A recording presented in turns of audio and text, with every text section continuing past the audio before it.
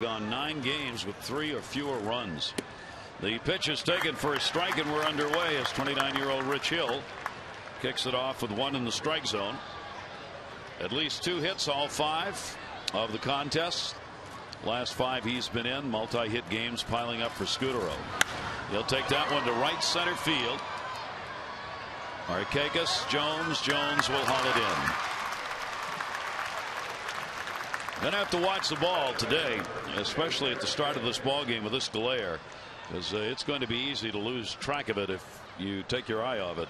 Yeah, and you can see Adam Jones was talking to Markakis after he caught that ball, and you have to converge on everything, and you can see the concentration and then the call for the ball.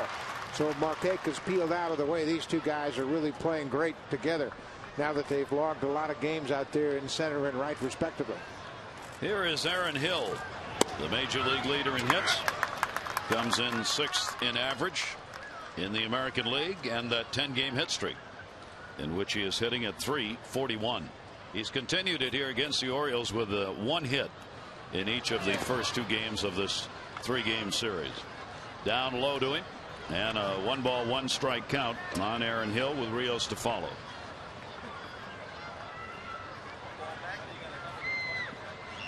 He's having a tremendous first 2 months of the season. 1-1 delivery to him. A breaking ball looped. Jones coming, will not have a play, and that's a base hit. So it's an 11-game hit streak for him, and there's the first hit of the ball game with 1 away. Well, let's take a look at Rich Hill and the pitches he'll throw today. That's the 4-seam fastball. He'll use that to get ahead and make better quality pitches. The curveball, very important. See how far back on that seam he has it, but still the middle finger is the most prominent. A cut fastball. He turns the ball around and gets a little more spiral spin in that ball. And then the changeup. Also kind of an unusual grip, but he's going to rotate that hand to the outward motion and get some sinking action on the changeup. Rios back in the lineup. Runner at first base, and the pitch is taken away for a ball.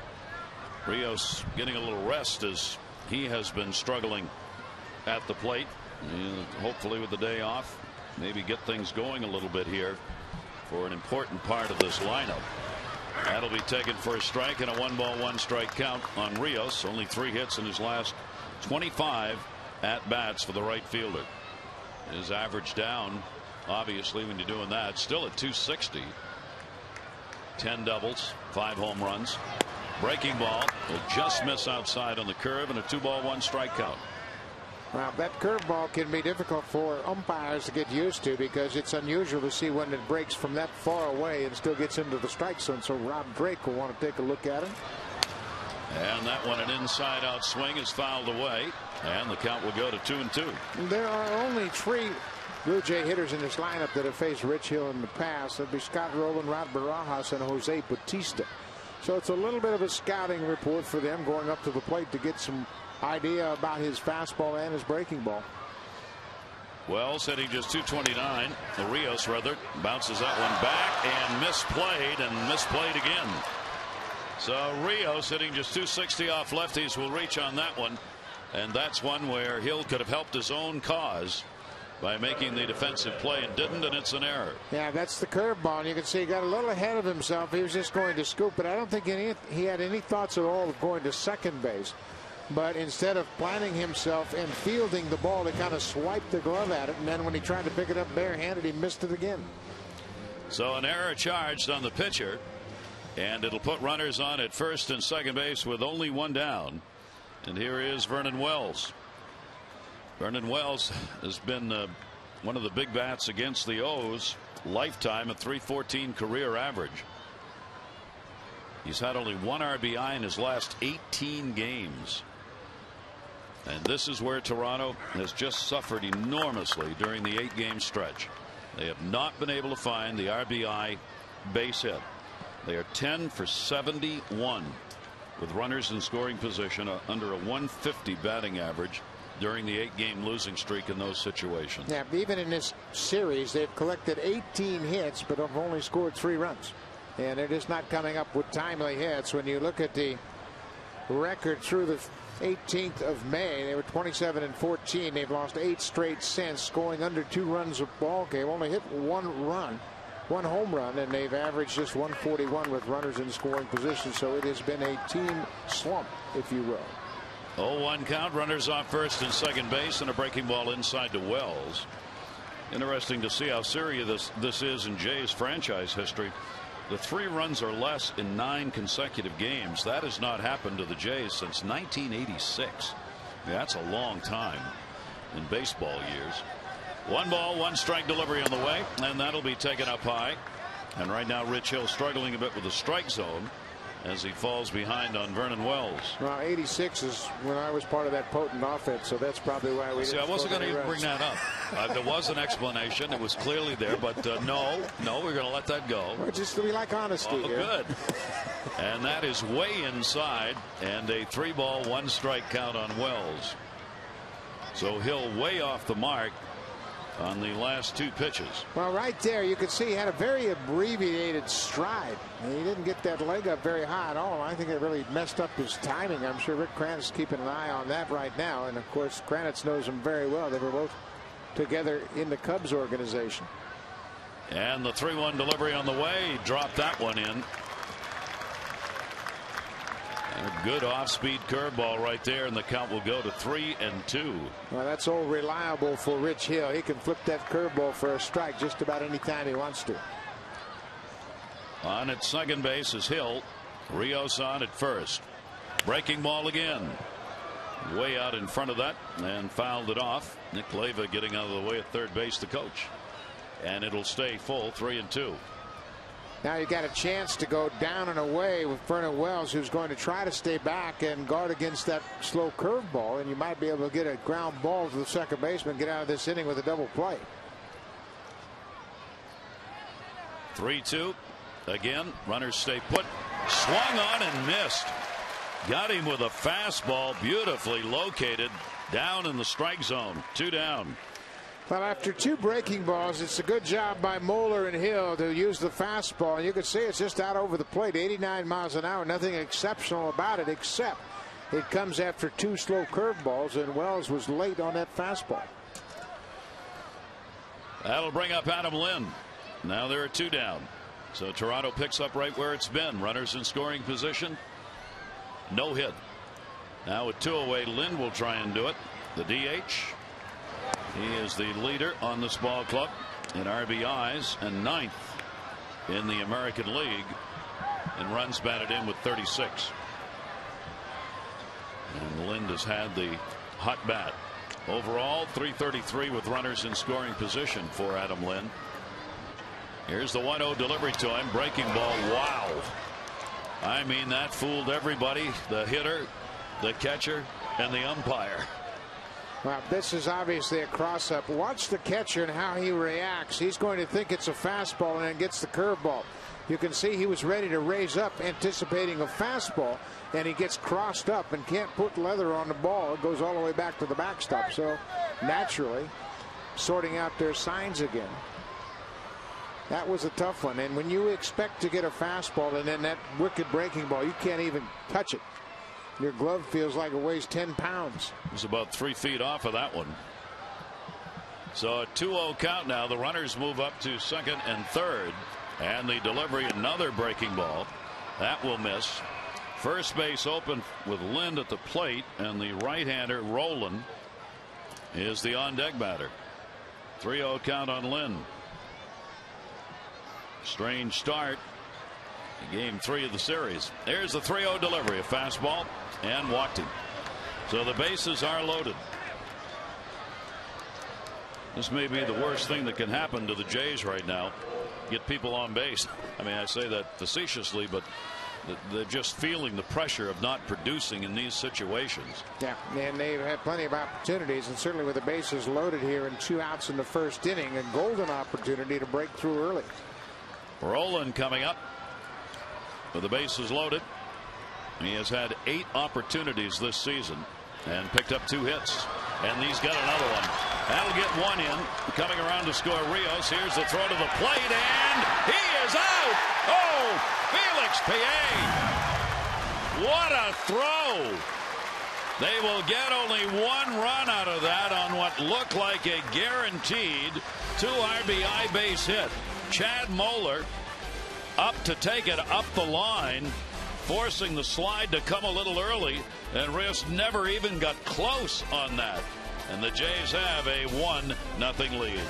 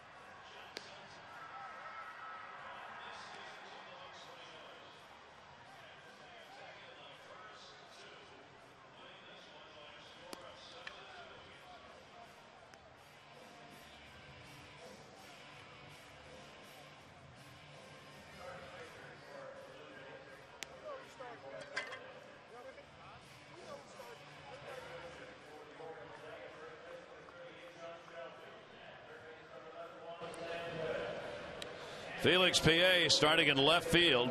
A tremendous throw to record the out at the plate. Here's the starting lineup for the O's. Roberts, Jones, and Markakis, Huff, Mora, and Scott. Pie, Moeller, and Andino, with Luke Scott coming off the DL to be the DH. Now it's time for the PNC scouting report for Rory Halladay. Sinker, cutter, breaking ball, and splitter. 4-0 this month with a 1.38 ERA. And Melvin Mora has had success against Rory Halladay. He's had a couple of home runs. He's 20 for 66 for his career against Rory Halladay. And it's a simplified approach. Throws a lot of strikes, doesn't get himself into too many tough situations. Just 9 walks and 63 strikeouts. Brian Roberts has hit him well. A .298 career average against Halladay. Well, the Orioles again trail early in the game with a run in here in the first inning. The Jays have been making a habit of that here. They've done it in all 3 games. Second base, big hop. Hill's got it. And Roberts is retired.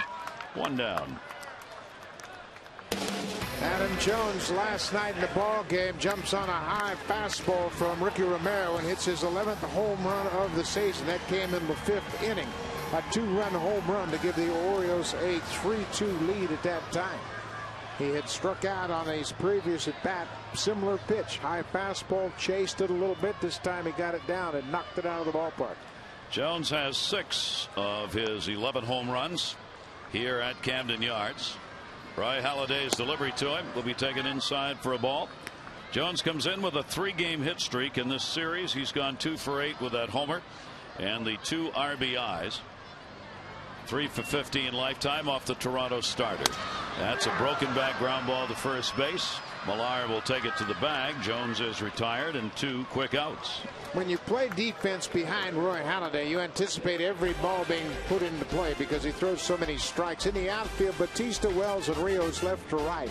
Scott Rowland, Marco Scutaro on the left side. Aaron Hill, Kevin Millar on the right side. And Rod Barajas has done a great job catching for this Toronto Blue Jays Cup the last couple of years. And with 2 down and the bases empty, Nick Markakis coming in. Nick has had just 1 hit in 8 at bats in this series. Halladay will get the strike on the inside corner to him. For Markakis, the month of May, .235, 5 home runs, as the average has gone from almost .270 down to .302. That one to first. Millar's got it. And Halladay retires the side in order with 3 ground ball outs. We completed 1. Our day game at Camden Yards. Jays up 1-0.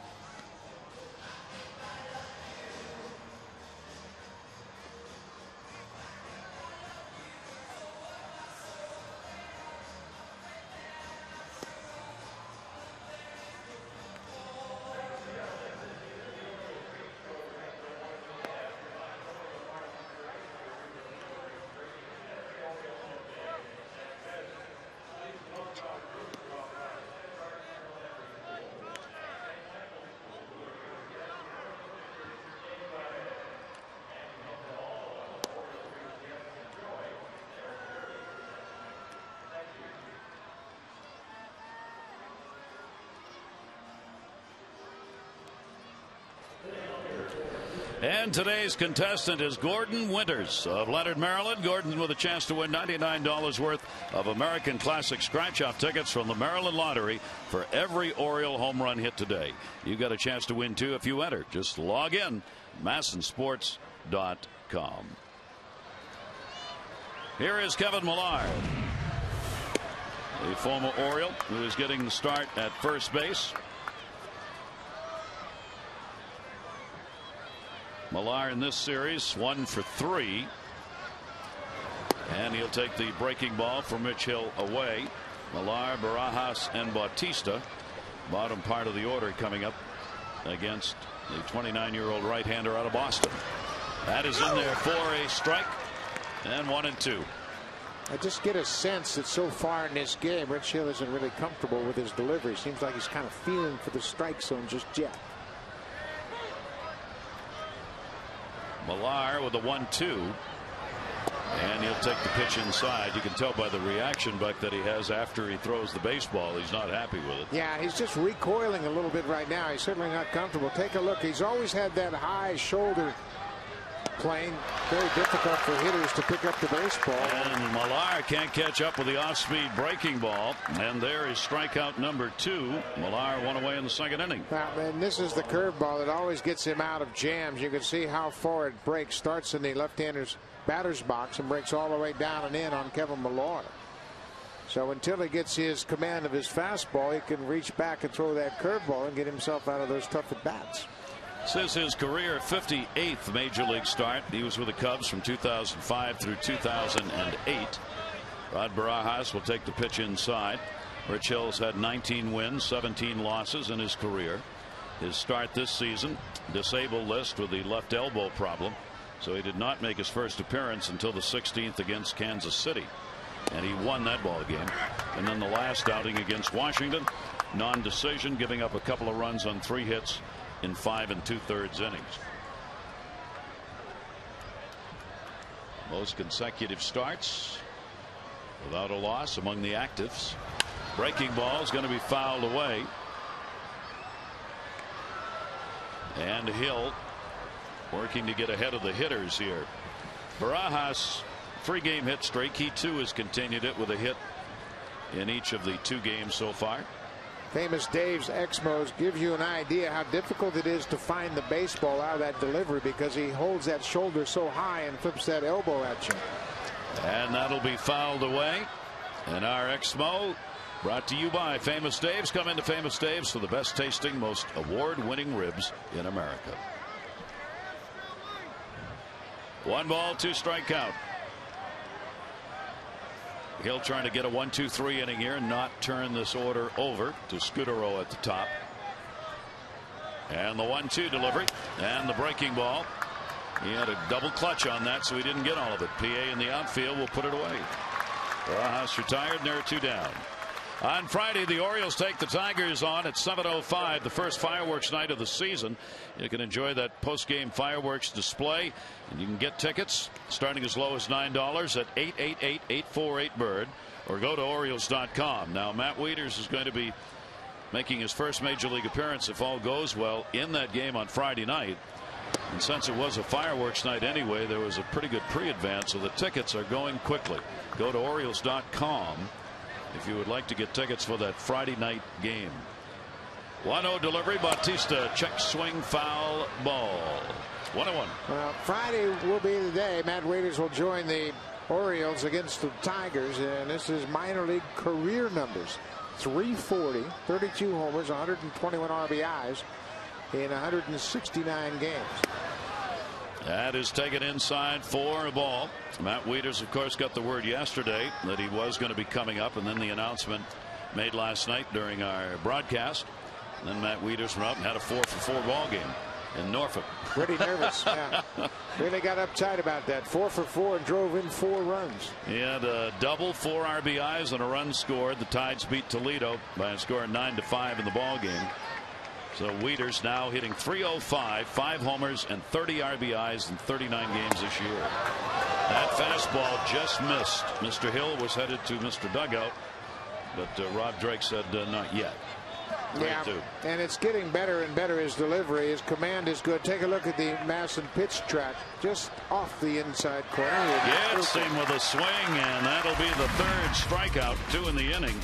And he does indeed retire the side in order and does not turn that order over. Jays lead it 1-0.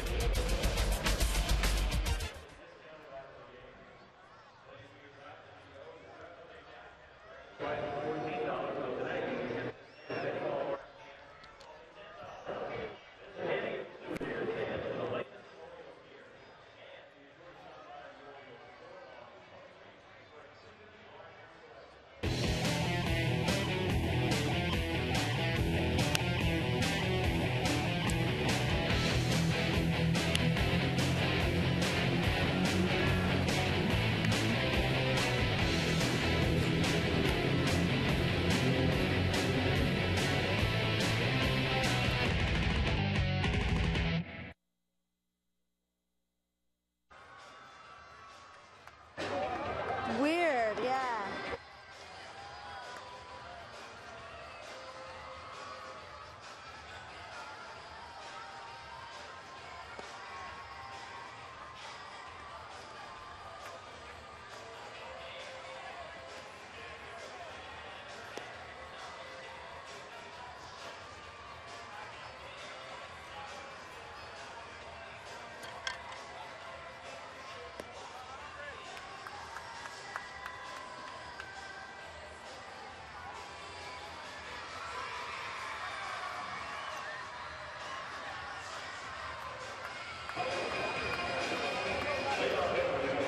Back at the yard by the weekend, the Orioles roster sure is going to look a lot different than it did at the beginning of the week. Take a look at all the roster moves that will be made and have been made already. Today, Luke Scott comes off the DL and makes room to make room for him. Koji Uehara goes on the DL with that hamstring soreness. Tomorrow, the starting pitcher in place of Uehara will be announced. It's expected to be David Hernandez, so a corresponding roster move will have to be made. That's to be announced.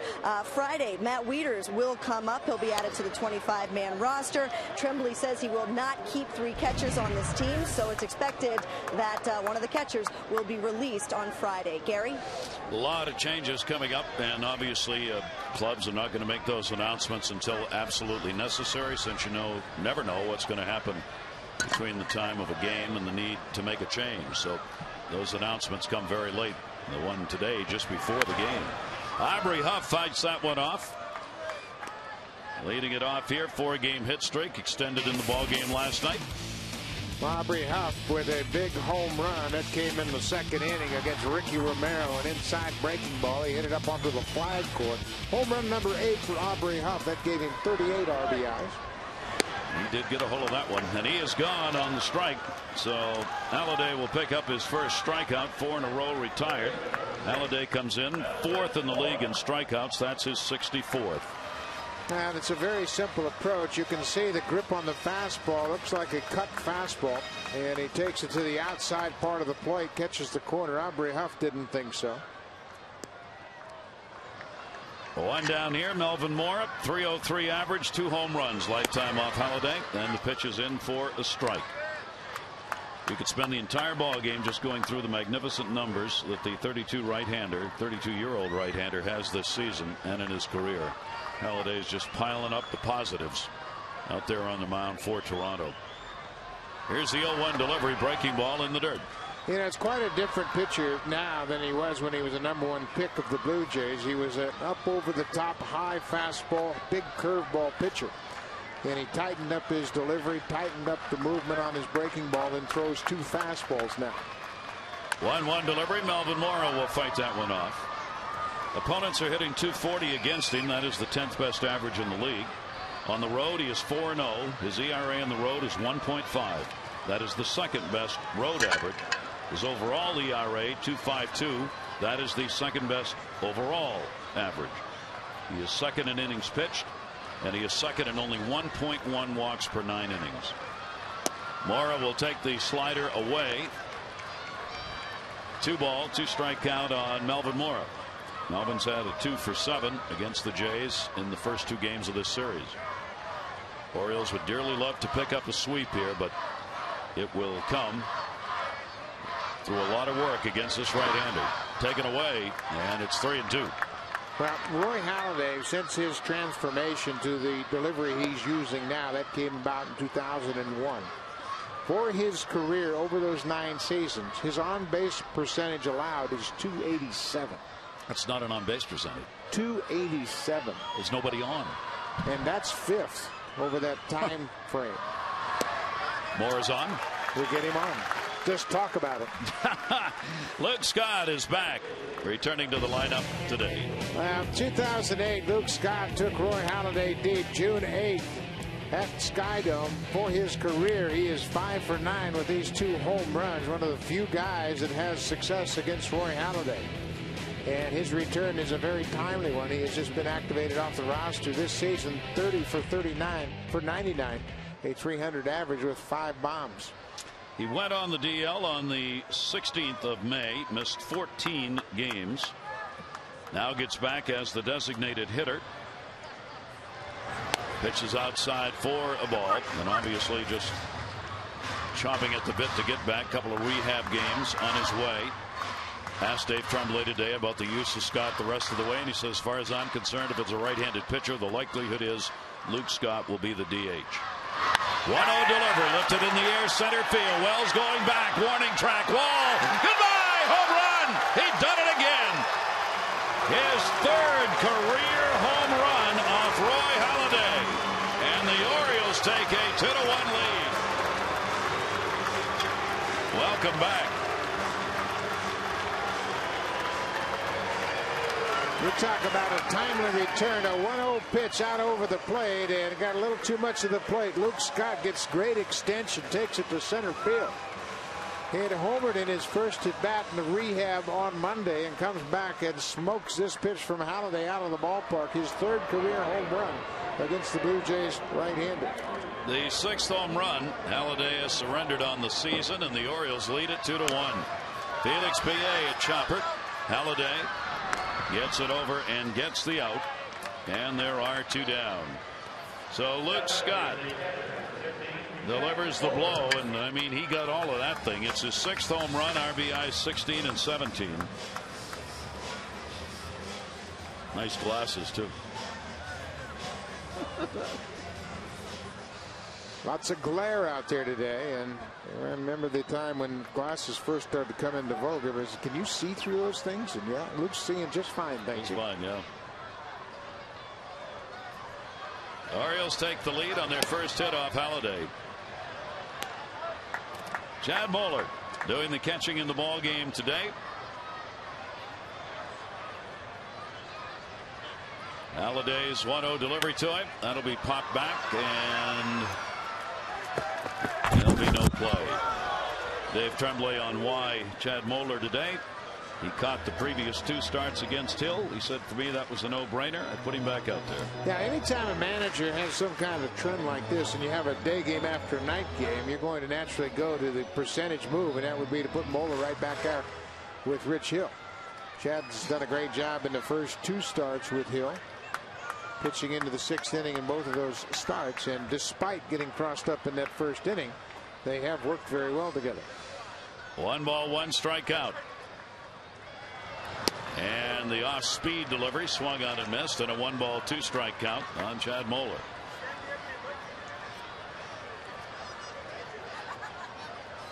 Roy Halladay, a very compact delivery, keeps that left shoulder tucked very tightly, and then gets through his delivery and continues to pound the strike zone with all of his pitches.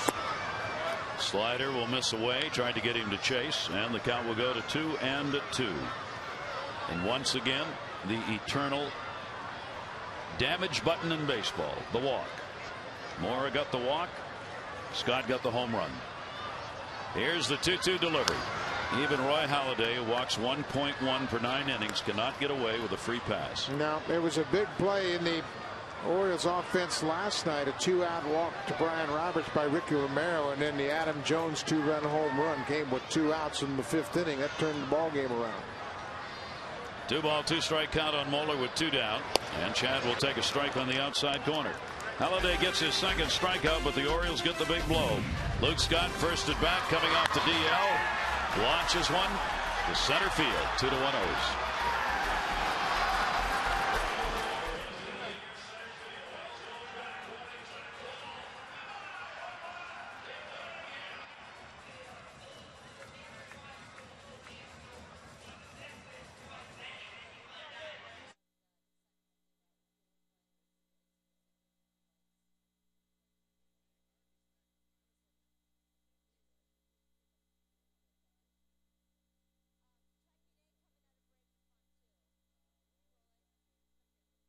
I make no secret that, I think,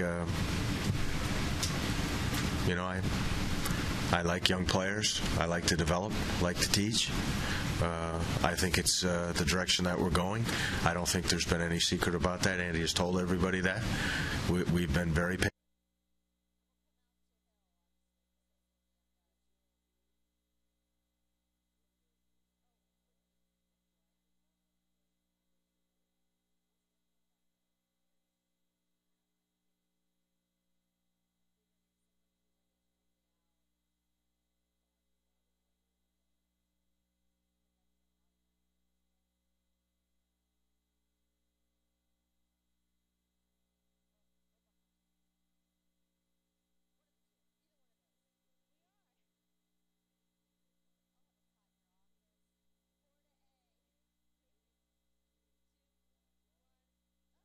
I make no secret that, I think,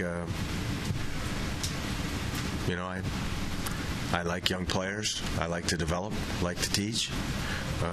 I think it's the direction that we're going. I don't think there's been any secret about that. Andy has told everybody that.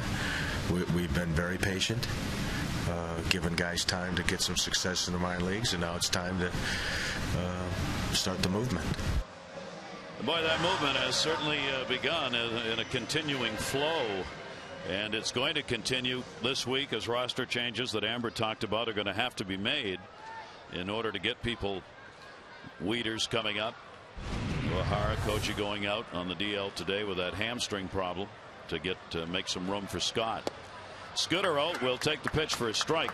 Tremblay said of Koji's hamstring, as Koji put it, it has been a relationship he's had for 10 years.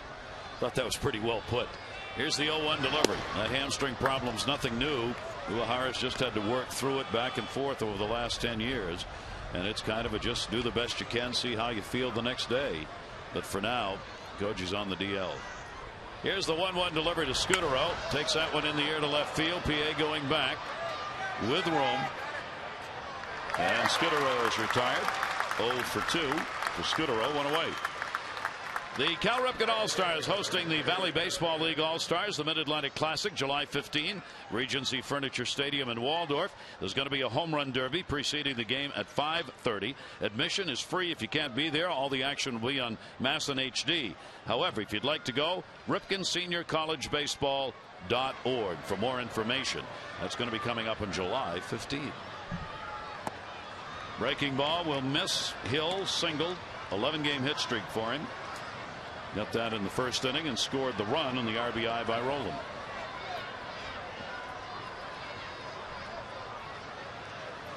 And Aaron Hill takes that to left field. Here's PA going back again. A little more room this time. 2 down. Well, it looks like Rich Hill has a little better command of the strike zone right now as he has gotten the fastball over. And I just think he was a little uncomfortable early on. You could see he gets on top of this ball and makes a good pitch with his fastball to get Aaron Hill out in front. So 2 quick outs. Here's Rios, the number 3 hitter. Reached on an error committed by Hill, trying to field the ball. Goes after the first pitch. Glass is down at first. Wow. That is one quick inning. A 1-2-3, and that's 6 in a row retired now by Hill. The Orioles lead it by 1.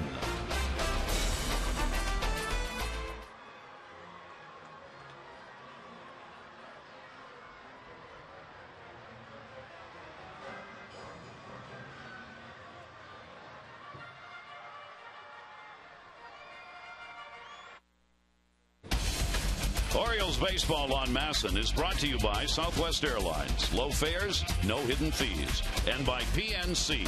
PNC leading the way.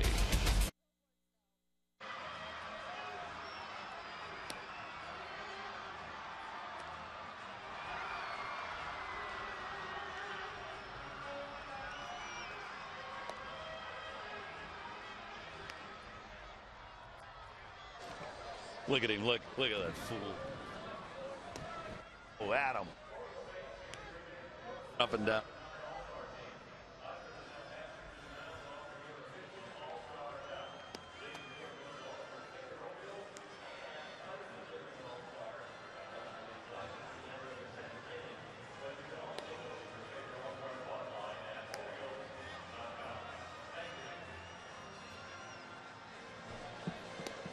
1, 2, and 2. Hear us okay, Dave? Gotcha. Hope you got a lot of clothes. Wait, this weather's changing. God, it's last night. Yeah, you look like Alaska last night. Loose.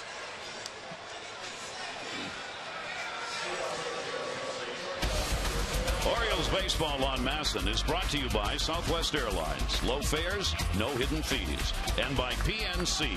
PNC leading the way. Back here at Camden Yards, the Orioles have a 2-1 lead in this ball game. Our Wired Wednesday, our day game, and the skipper Dave Tremblay joining us. Skip, this ball club right now is playing some fundamentally sound baseball, something you've preached for a long time. Will you just comment on what you're seeing out there overall? Guys are playing a lot looser, playing with confidence and just doing basic fundamentals and repeating it. And there's a real good feeling that's going in the clubhouse. And I like the tempo that's out on the field. It's a different guy just about every night now. Dave, how much does it have to do with the effectiveness and efficiency of the starter in a game? I think that's where it starts and ends. The guy on the hill, the guy that starts the game, establishes the tempo. And he either gets you going in a positive direction, or you always feel like you're battling uphill. And our starting pitching, as of late, has been very good. And our bullpen, the way we've matched up, has given guys an opportunity to go up there and hit when it counts. And Dino takes that one into right center field. He's going to get a base hit. Rios up, big turn. He'll come back to first base. And Dino is on. That's something else that's been happening for you, Dave. The bottom part of your order offensively has really helped the cause over the last 10 days, has it not? No question. We're getting guys on and turning the lineup over, especially early in the game. And we've made better opportunities that we've cashed in of hitting with guys on base. We've come up with some very good 2-strike, 2-out RBI hits, which was eluding us earlier. Runner on at first base, leadoff man on. Here's Brian Roberts, grounded out his first time up. Halladay the high set, and the pitch is a strike. It looked like Rich Hill really got sorted out in the second inning and had a very effective third inning. What have you seen differently from the first inning to the last two? Thought his delivery was better, and he came in the dugout. He was a little disgusted with himself that he didn't make that play in a comebacker, and I think he just kicked himself in the pants and said, hey, let's get out there and do a better job. But his changeup is good. And, as you've seen before, he's not reluctant with 2 strikes to throw that curveball. Even if he misses with it the first time, he'll back it up. He's got to locate the fastball to this club, especially with so many right-handed hitters that they have. Luke Scott's return was very effective, obviously, as he sees a guy he's very familiar with in Roy Halladay. It must be nice to have his bat back. Boy, we've been waiting for him to come back. He's hit good against Toronto, and he was anxious to get it going. He got here early this morning. First pitch he sees, he did what he was supposed to do with it. That was fun.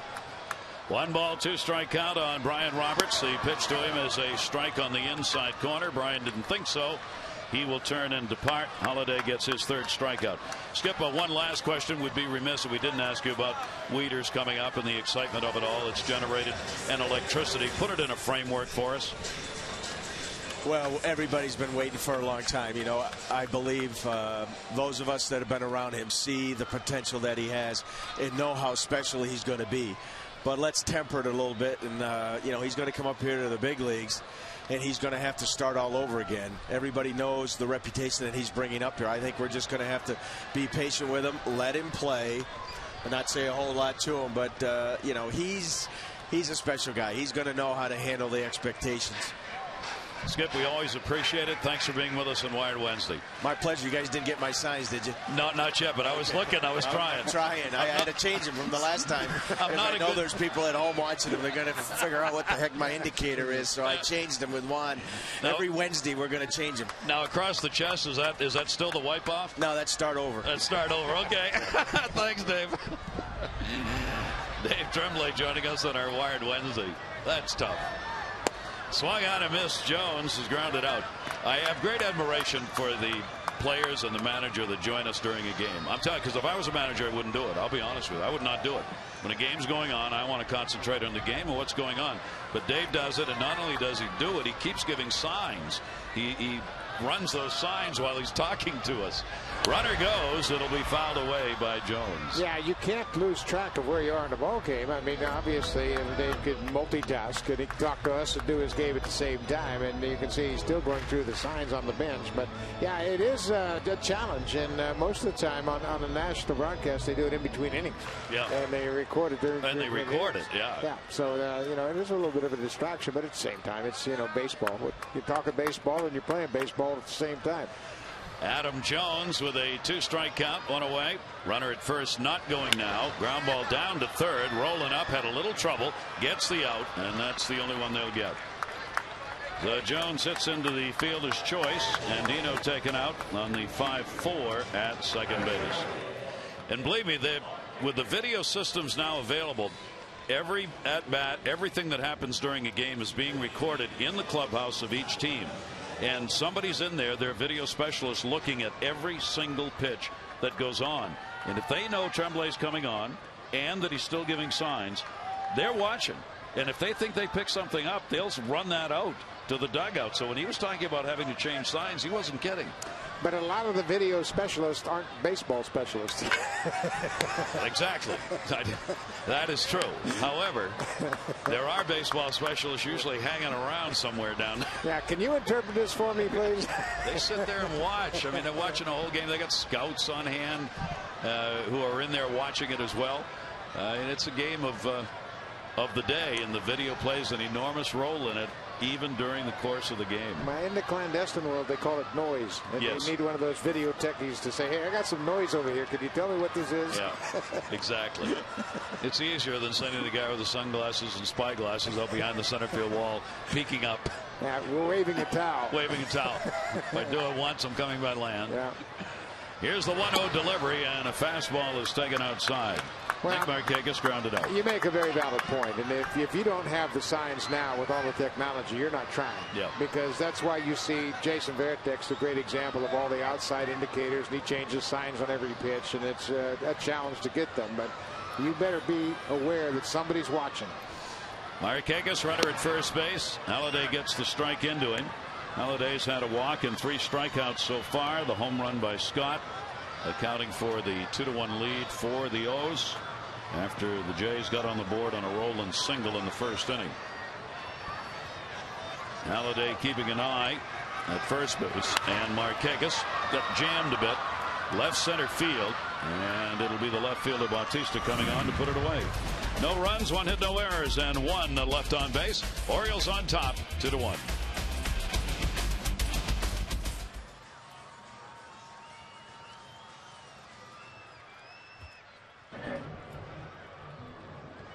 Up, down.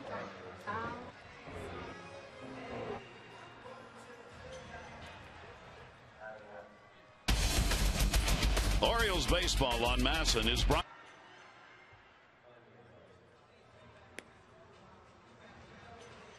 When Doyle Alexander came, or when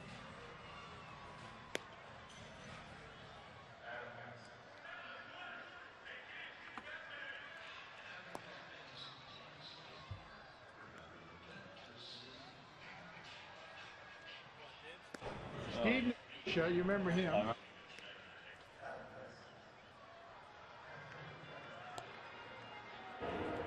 Alexander was really paranoid on the side.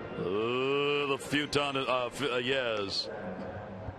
I had behind the knee, but we should talk about that. What is this?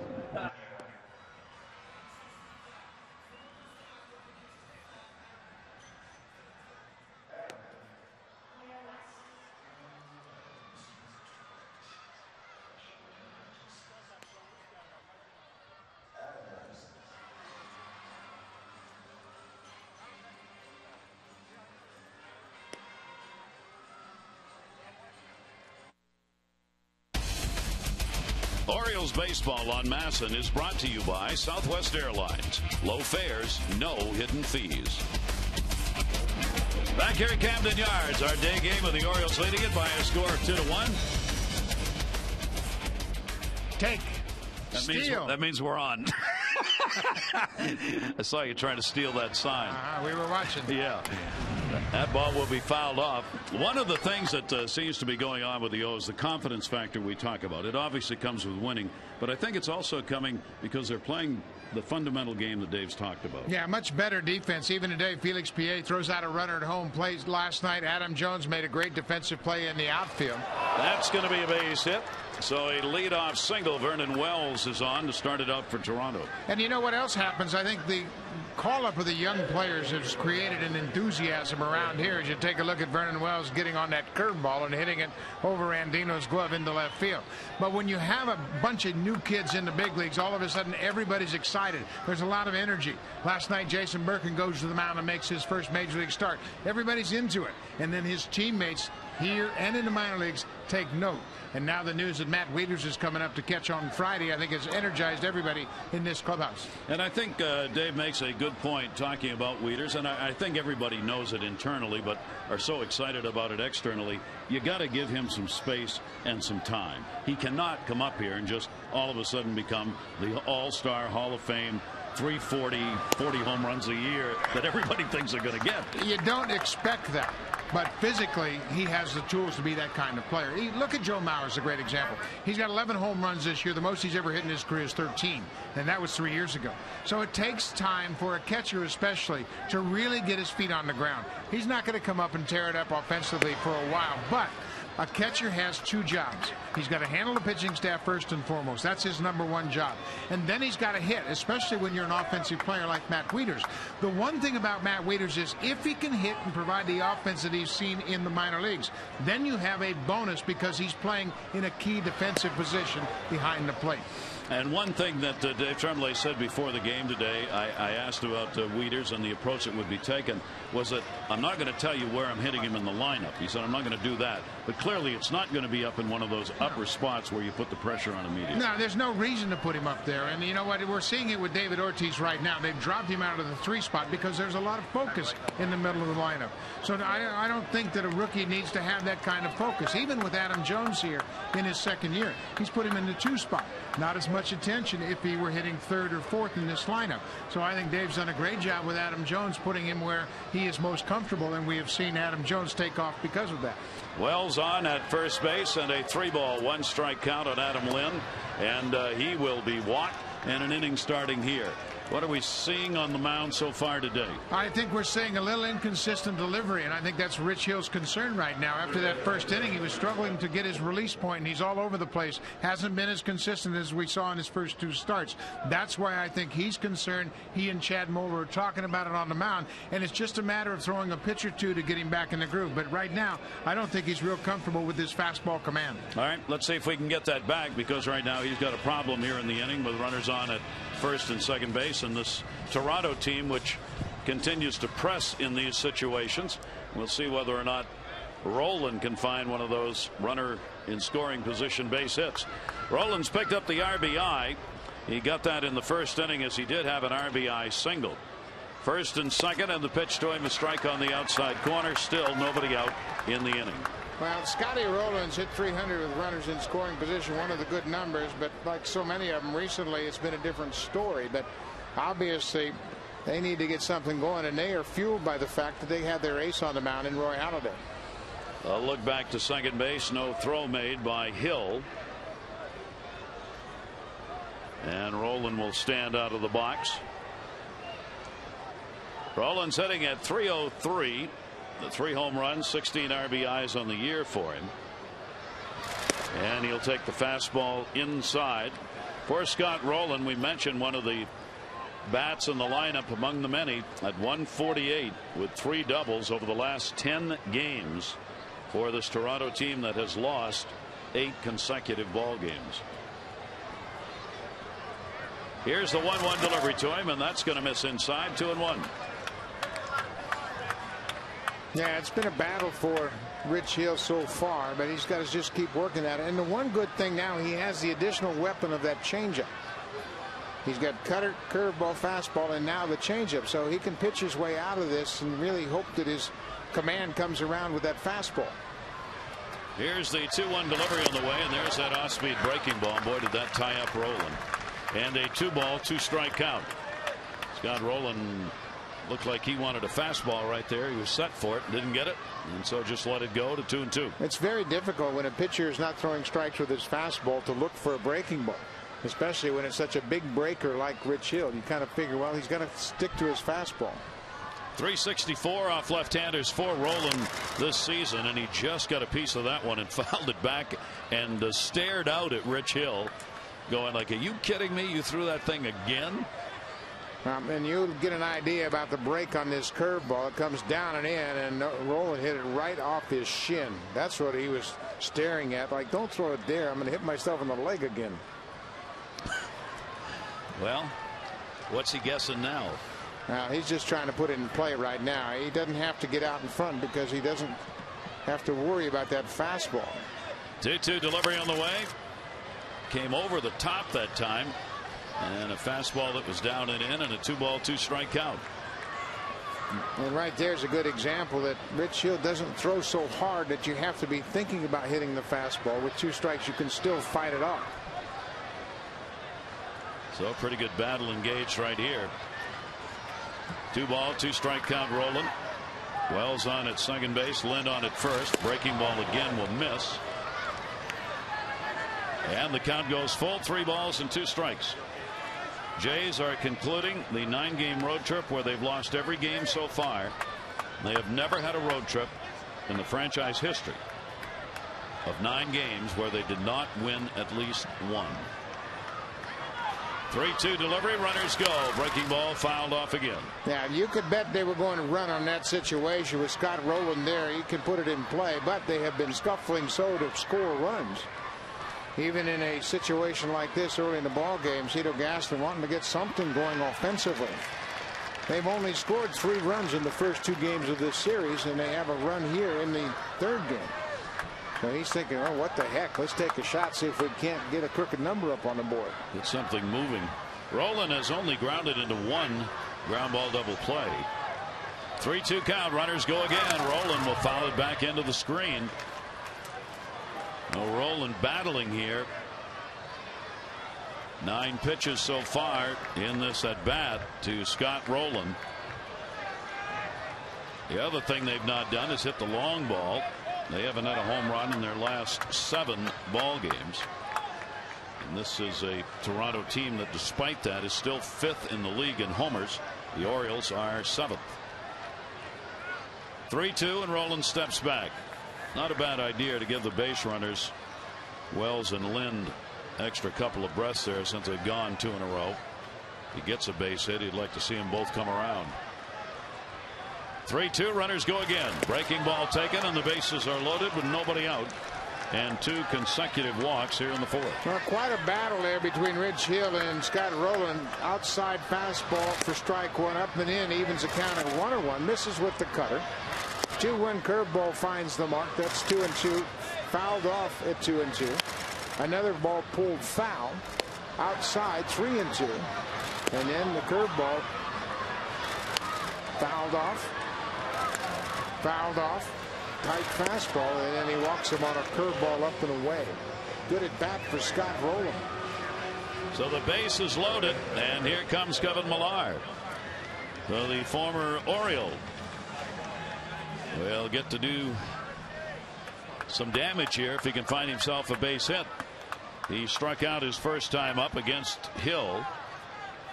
3 on with Wells, Lind, and Rowland. A single and 2 walks, the base runners. Millar hitting at 284, 14 RBIs.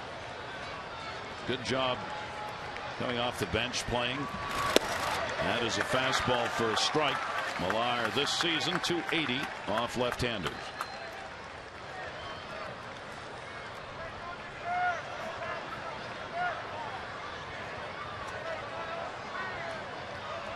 Second time bases have been loaded in 4 innings for the Jays.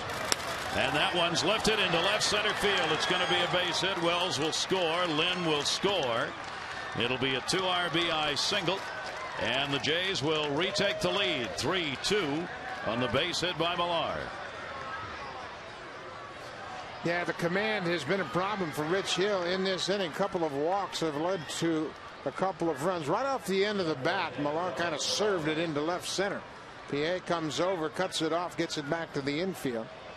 Take a look at the delivery again. Exmo gives you an idea, and again he's fighting his command and hasn't had real consistent delivery all afternoon. So Millar does indeed do some damage. It is his 4th hit in 12 at bats this year against his former team, and he now has 5 RBIs against the Orioles this year. Bases, runners on at first and second now. Still nobody out. Barajas flying out to left field, his first time up. So Toronto already has 3 runs up on the board. We're in the 4th inning. As we said, they haven't had more than that in their last 9 games.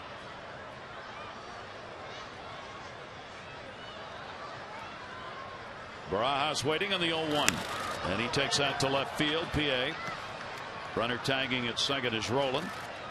Nobody's going anywhere, especially after that throw PA made in the first inning. There's the first out. Barajas retired. If you're only going to score 3 runs a game in the American League, you're going to lose a lot of games. There's so many good offensive clubs in the American League. Everybody scores a lot of runs. Cito Gaston's World Championship teams of '92 and '93 were an offensive juggernaut. They could beat you in many different ways, but they could score runs in a heartbeat. It's amazing that Toronto still leads the American League in average. They have dropped down to 6th in runs. Pitch is taken up high as this highly offensive team that got off to such a great start has seen it drop off here in this road trip. 1-0 count. Bautista. Bautista, a strikeout victim, his first time up. Rolling at second. Millar's on at first. And a strike on the inside corner from Hill. We'll take it to 1-1.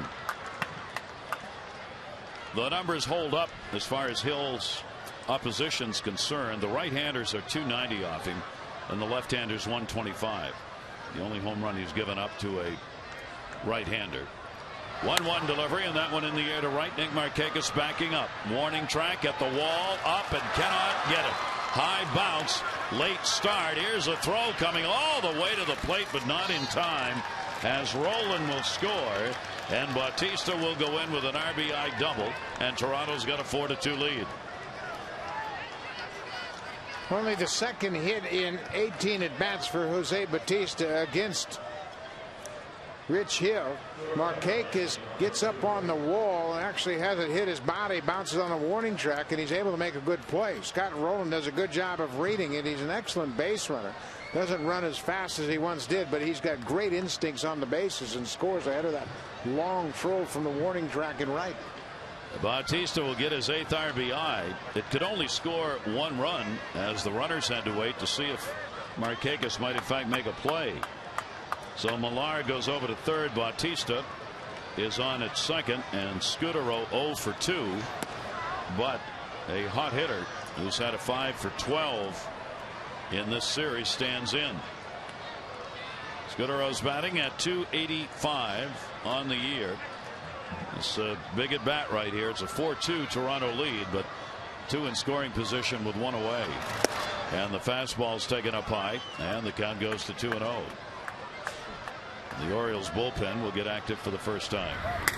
Brian Bass begins to throw. Boy, has he had a good month of May. He has really thrown the ball well this month.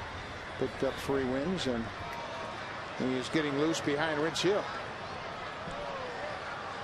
2-0 delivery to Scudero. He will take that one for a strike. He is one of the few members on this Toronto team that actually waits out pitchers and will take a free pass if he can get it, as he has continued to be among the leaders in walks. And Scudero coming into this ball game also 3rd in runs scored. And that pitch is taken.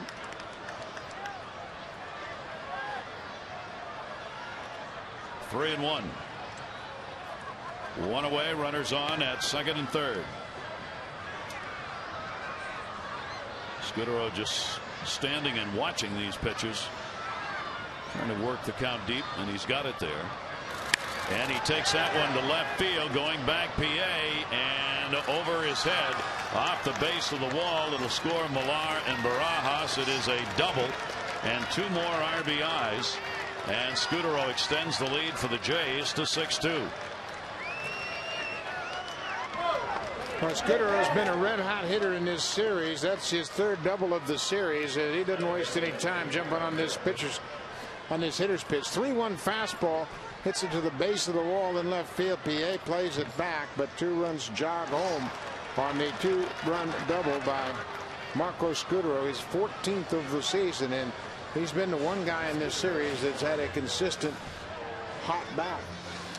And Scudero, it's a very big hit. You get those runs in. For Hill, he had given up only 2 runs in each of his first 2 starts against Kansas City and Washington. 7 hits against KC and 3 against Washington. But he's going to come out of this ball game as he just couldn't get it settled in. Toronto will chase him with 5 runs so far scored against him here in the 4th. Bass is going to come out of the bullpen for the O's, a bullpen that has been very effective. And Rich Hill will leave. The Jays have the lead 6-2.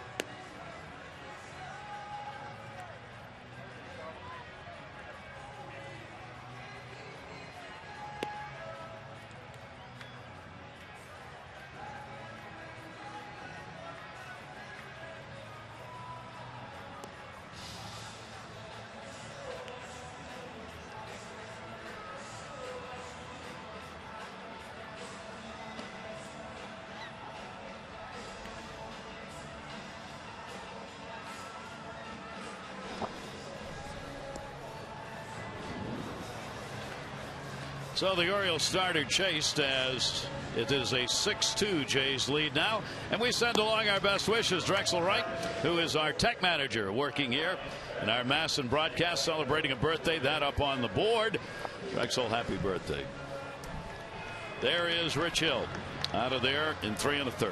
Yeah, just a disappointing day for him. He didn't have his control. We saw that in the first inning, and he kind of contributed to the cause. He made a misplay on a ball back to the mound that cost him an error. He had 3 walks in the game, but he hadn't had the command from the first pitch today. It was just kind of a rough day for him. Brian Bass, he's been red hot. He's had 3 wins in the month of May. He's pitched very effectively, and now going to try to slow down this Jays team here in the 4th inning. 15th appearance for Bass. He will come on with a runner at second base, only 1 away in the league's, in fact, the majors, leading hit maker. Aaron Hill at the plate, hitting .346, 11-game hit streak extended in the first inning with a single. Runner on at second base, Scudero with a 2 RBI double. And the 0-1 slider will miss away. Bass has pitched 39 in the 3rd, 51 hits and 26 runs. O'Brien ERA coming into this ball game of 4.45. 1 ball, 1 strike count. Jays have really picked the numbers up with runners in scoring position. With 4 for 6 today after they came in just 10 for their last 71. Well, it had to turn around, you know that. They're just too good a hit at ball club, man. A couple of key hits today, of course. The Scott Rowland walk set up the Kevin Millar base hit.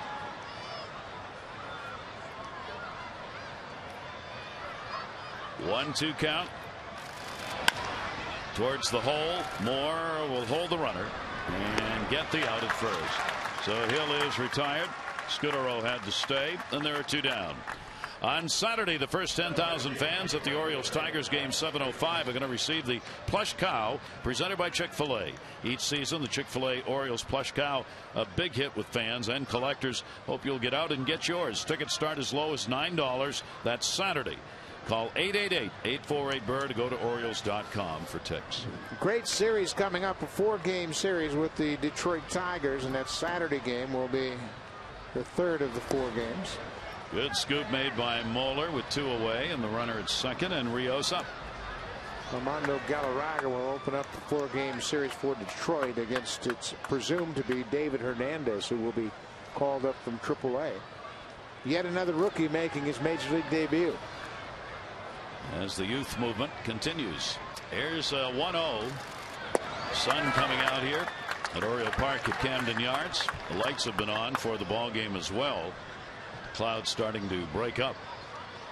1 ball, 1 strikeout. Rios is the 9th J to hit in the inning. He has popped out and reached on an error. 6 runs, 6 hits for the Jays, 2 runs, 2 hits, and 1 error for the O's.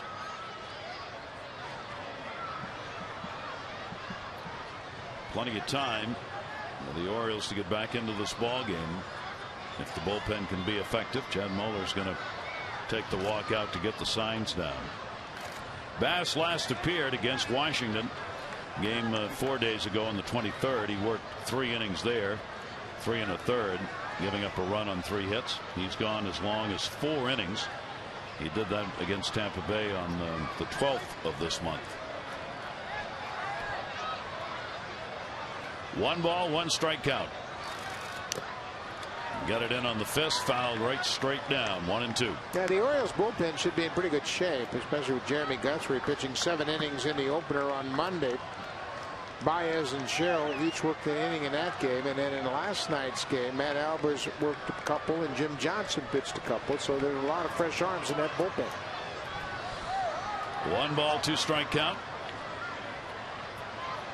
Scudero with the lead at second base, and the 1-2 delivery, and jammed him again. Getting around here in the 4th inning. Started out with the Wells single, then the 2 walks. Millar, the 2 RBI single. Bautista, an RBI double. Scudero, 2 RBI double. And now Rios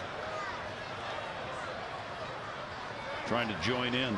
3 hits in his last 27 at bats, dropping his average down to 257.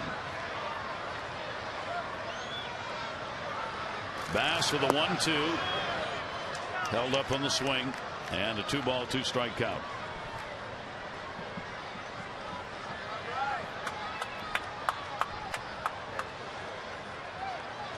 Toronto trying to get at least 1 to take home and not extend this losing streak.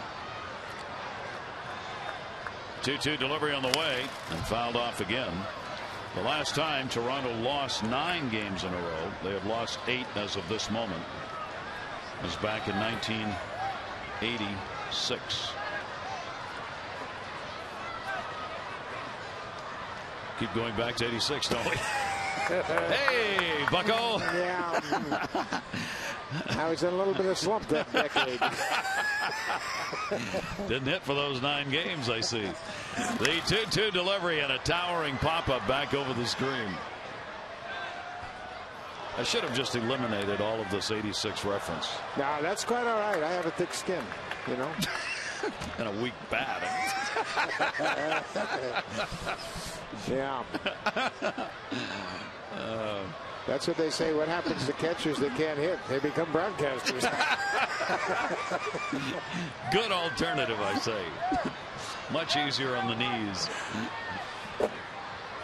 2 ball, 2 strike count. Bass trying to get set. And stepping out on him, Rios.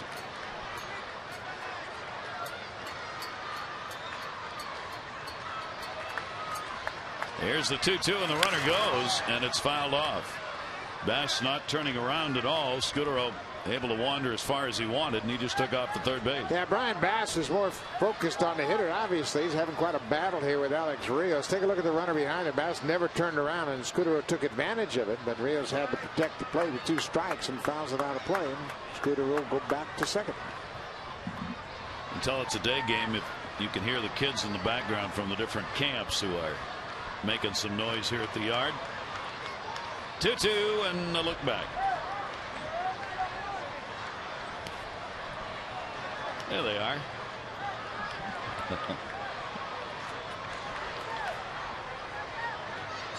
Where does all that energy come from? Here's the 2-2 and down to third. Foul again. Rios, what a battle here. Rios is fighting up that inside sinker ball, and he's been able to lay off the outside slider. 0 for 3 lifetime off Bass. 10th pitch of the at bat coming. We've had a couple of these 10 pitch at bats by Toronto. Swung on and somehow foul tipped, and Chad Moeller was reaching out with that bare hand that caught a piece of something. Yeah, take a look at the foul tip. Moeller reaches for it. Just gets a piece of this ball and deflects it. Goes right off the hand, hit off that thumb of Chad Moeller. You try to keep your hands bent but relaxed so you don't extend the fingertips to those balls, but looked like he took that one off the thumb.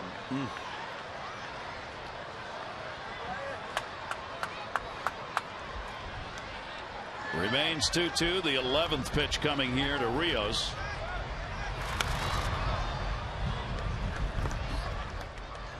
So if you divide 4 pitches that Bass has into 12, so Rios has seen all of his pitches 3 times in this at bat. Yeah. Well, it's interesting because he has fought off some real good pitches inside and then just barely gotten a piece of the ones away. And Chad Moeller, I'm sure, trying to figure out how to get him to swing and miss. 2-2 delivery on the way, and that one ripped to left field, and it's a base hit. PA will block it, hold him to a single, but that battle is won by Rios as he gets a base hit and an RBI, and it is a 7-2 lead for the Jays. They have batted around. Well, the Jays were due to break out, and boy, have they ever. 6 runs here in the 4th inning, and that's a hot shot right at the feet of Felix PA. Knocks it down, but that's about all they can do with it. Scudero comes in to score from second on contact with 2 outs, and Rios has his first hit of the afternoon.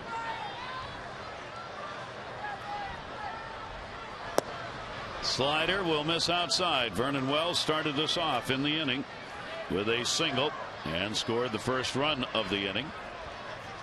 He's got a runner on at first base in Rios with 2 down. Rios 16 RBIs now. That will miss down low. And these runs will all be charged to the starter, Rich Hill. So he will leave the ball game 7 runs on 6 hits over 3 1/3 innings.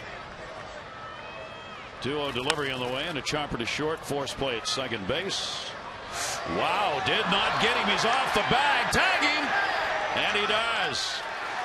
And still not realizing it was Rios. Rios thought he was out on the force play, and that allowed Brian Roberts to get back there and put a tag on him. Otherwise, this inning would have continued. You saw the immediate sign by the second base umpire, Tim Timmons.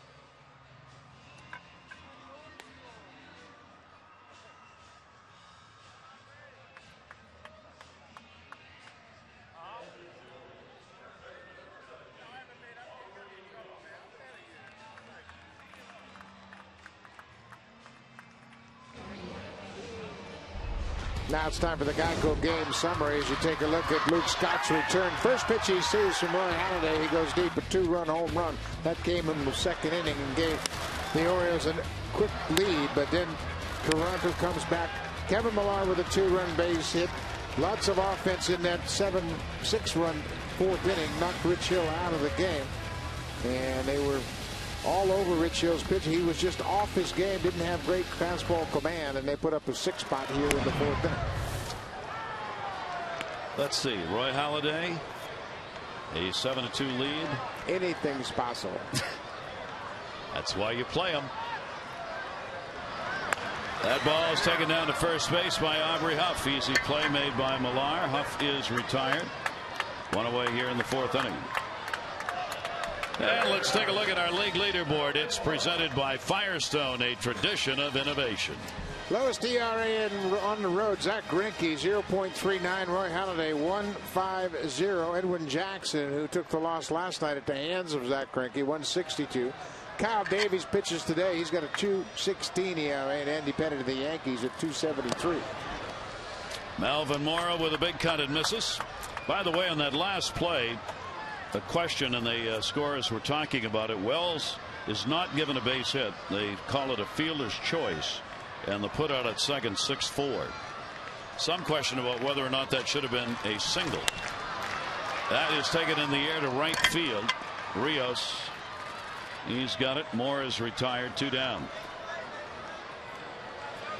This, however, was not questioned. Second inning, Luke Scott sees the first pitch since he's been activated off the disabled list. Roy Halladay, the third career home run against Halladay. He is now 6 for 10 against Roy Halladay. The question on that scoring is Wells reaches first base before the out is accomplished, and is it a continuation play?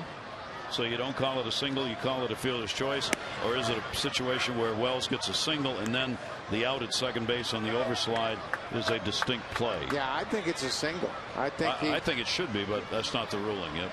You hustle down there, you beat the play at second base, and you should be rewarded. That is taken for a strike. By the way, on Greinke, who allowed 6 hits in that 6-1 win over the Tigers, raising his ERA to .84. He's the third pitcher in the live ball era to have an ERA under 1 in his first 10 starts of any year. Hoyt Wilhelm in '59 and Juan Marichal in 1966, the only others.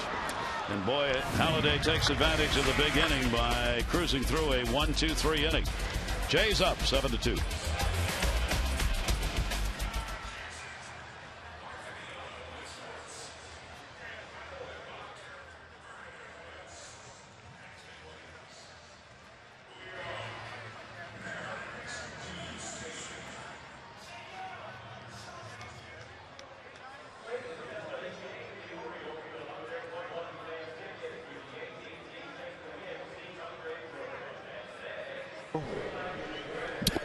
Jason. Yes, sir. Gary Thorne and Buck upstairs. Congratulations, by the way. Thank you very much. I appreciate it. We'll get you on here in about a minute or so. Sounds good. You got it.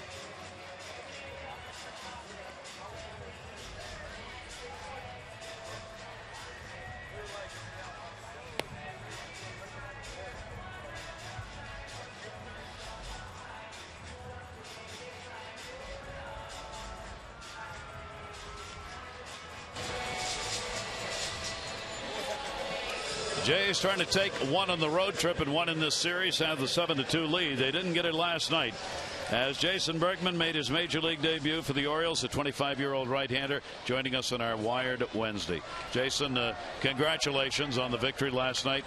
great performance. And tell us about the family affair part of it. You got to have a lot of folks around. Yeah, it was obviously a very exciting day for me and my family.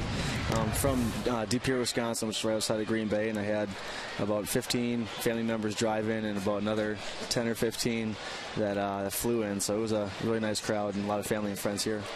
How important was it for you to have some of your teammates from AAA around you when you got here? Nolan Rimo, I know you drove in with Rimo yesterday afternoon. How much easier did that make it?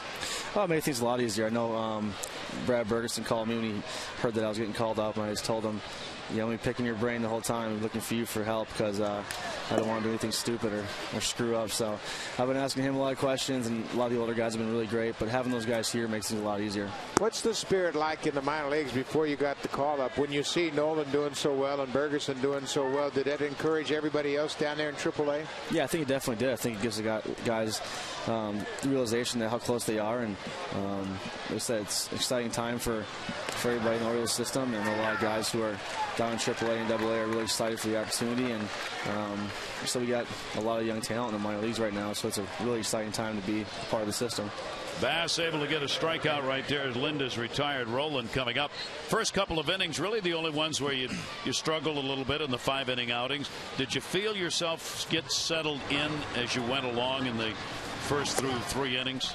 Yeah, I think so. I think early, I talked to Mr. Tremblay about it a little bit. I think I was a little, maybe a little too fired up, and my velocity was a little bit higher than it normally is. My changeup was a little bit harder than it normally was. So I think after I got through those first 2 innings, it kind of settled in and got back to my game. My changeup was a little bit slower, and I think that really helped me. And the biggest thing was just getting through those first couple innings for me, and I figured after that, once I'd settle in, it'd be fine.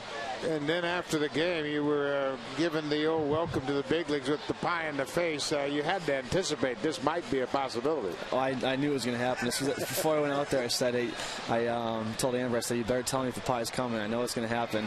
And she didn't give me any warning, so I got it pretty good. You get no help here, do you? None. It was great, though. I said, it's one of those things that you always see on TV, and you kind of don't want it to happen to you, but you kind of do want it to happen to you. So I was more than happy to get it. Oh, you want it to happen to you? No question. Absolutely. It means you did something real good. But congratulations on your great start, and hopefully we'll have plenty of time to talk to you again after many, many more good starts. I appreciate it. Thanks for having me on. Thanks, Jason. Appreciate it. On our Wired Wednesday, the winning pitcher last night in his Major League debut, Jason Berken got it done, and the Orioles got the win. 2 quick outs here for Bass on Lynn's fly ball and Roland on the strikeout, rather, and Roland's fly ball. 2 down, nobody on. Millar picked up a big hit in the 4th inning as he got the 2 RBI single to up his RBI output to 5 against the Orioles this season, and this the 6th game these teams have played. Toronto has the edge 3-2 coming into this game, and the hard slider will miss down low. 3 ball, 2 strike count on Millar. 6 runs, 5 hits, and only 1 left on in the 4th inning toward Toronto. That's the one that has put them out on top 7-2 in the ballgame. And Millar is on with the 2-out free pass. So at 2 down, Barajas, who has flied out to left twice, will come on as the inning is extended. The Orioles trying to put away sweeps this year, 0 for 4 coming into this game.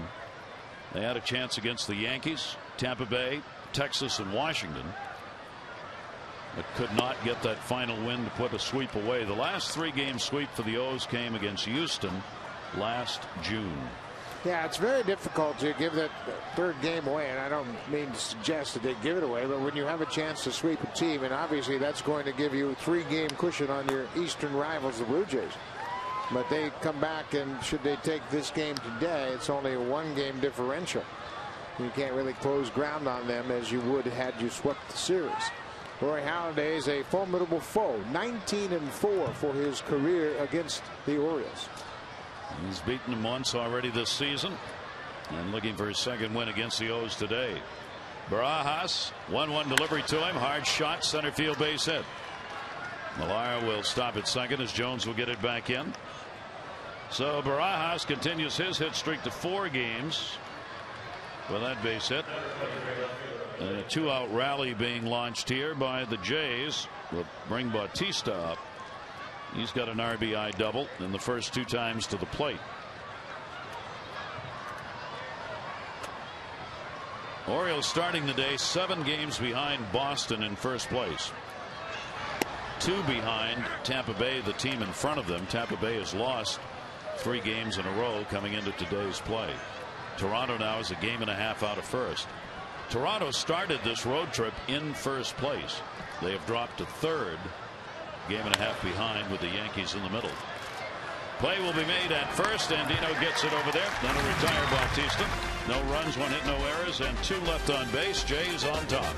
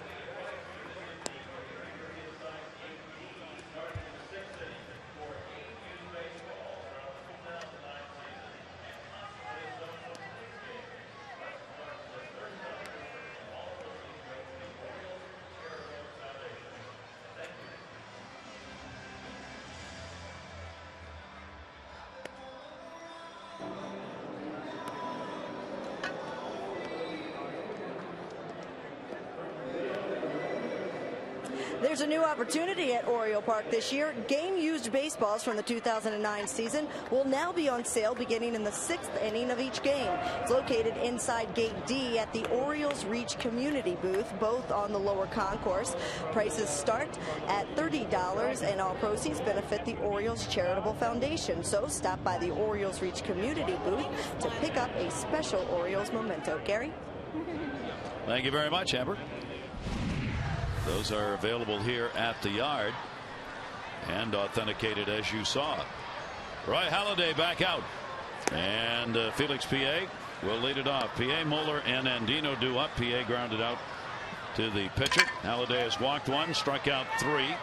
Orioles 2 runs, 2 hits, and the Jays 7 runs on 8 hits in the ball game. 0-1 delivery. And that'll be fouled away. PA made a great play in the first inning on the throw to the plate to get Rios on what looked like a guaranteed 2 RBI hit picked up by Roland, but he got him out. And early in the ball game, that may have saved a much bigger inning. Pitch is taken inside, but the Jays came back and had that big inning, the 6 runs in the 4th. Yeah, you just expected sooner or later, after getting so many hits, they had 18 hits coming into this game, that they would be able to come up with some key hits, and they have this afternoon. Fouled off, and the count will go to 2-1. Very good chance this is going to be another one of those games where Halladay will go deep. 23 times in his career he has pitched at least 7 shutout innings. Never mind just into the 7th, shutout innings. That'll be inside and low. His loss this season, and he only has one, came against Texas. He worked 8 innings in that ball game and still took the loss in a 5-4 game, giving up 5 runs and 8 hits against the Rangers. 3-2 delivery. Again, PA fights it off. Got a piece of himself on that one. Counts at 3-2. Yeah, everything he throws up there is moving, and that's why PA hits that cutter inside and just beats it down into his feet. Last 4 starts been pretty good. He is 3-0 with a 0.87 ERA. He is 4-0 in the month of May. And the last 11 against Baltimore, he's been perfect. left field, and that's going to fall in for a base hit. So PA is on with a single, leading off the bottom half of the fifth. Visit Orioles.com right now for your chance to win the Adam Jones Bobblehead Night VIP Experience Sweepstakes. One lucky winner, 4 VIP seats, VIP parking. It'll be a game against the Mets on June 17. And you could win 4 passes to watch batting practice on the field. It's your chance to experience Oriole Park in a whole new way. You can enter today at Orioles.com. Chad Moeller, a strikeout victim. Halladay has 26 consecutive games now in which he has registered a decision. Going back to last year, he is 20-6 in his last 26 starts with a 2.57 earned run average. I mean, think about that in this day and age, to have a decision recorded in 26 consecutive games. It's the kind of, he does the kind of stuff that just doesn't happen anymore in Major League Baseball.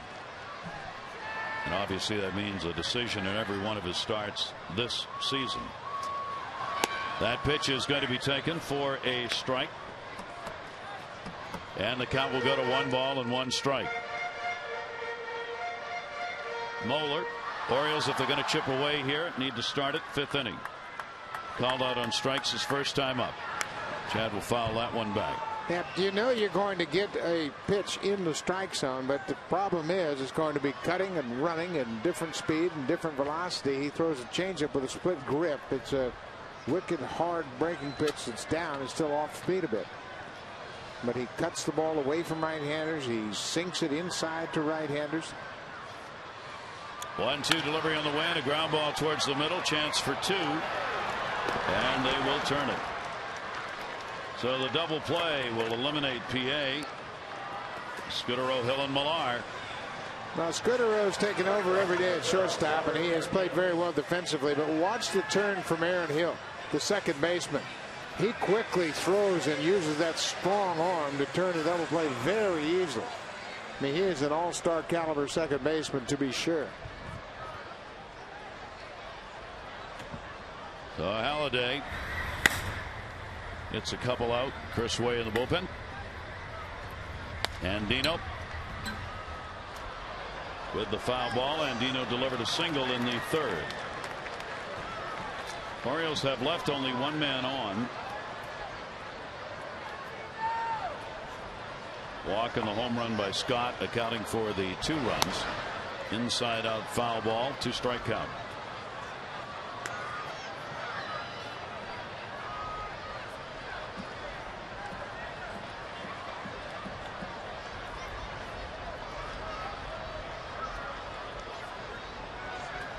Here's the 0-2 delivery. Halladay inside. You do have to step out on him at times because if he gets the ball back, he is ready to go. Yeah, he has really always worked very quickly. He toes the rubber, looks for a sign, and doesn't hesitate to get things going very quickly.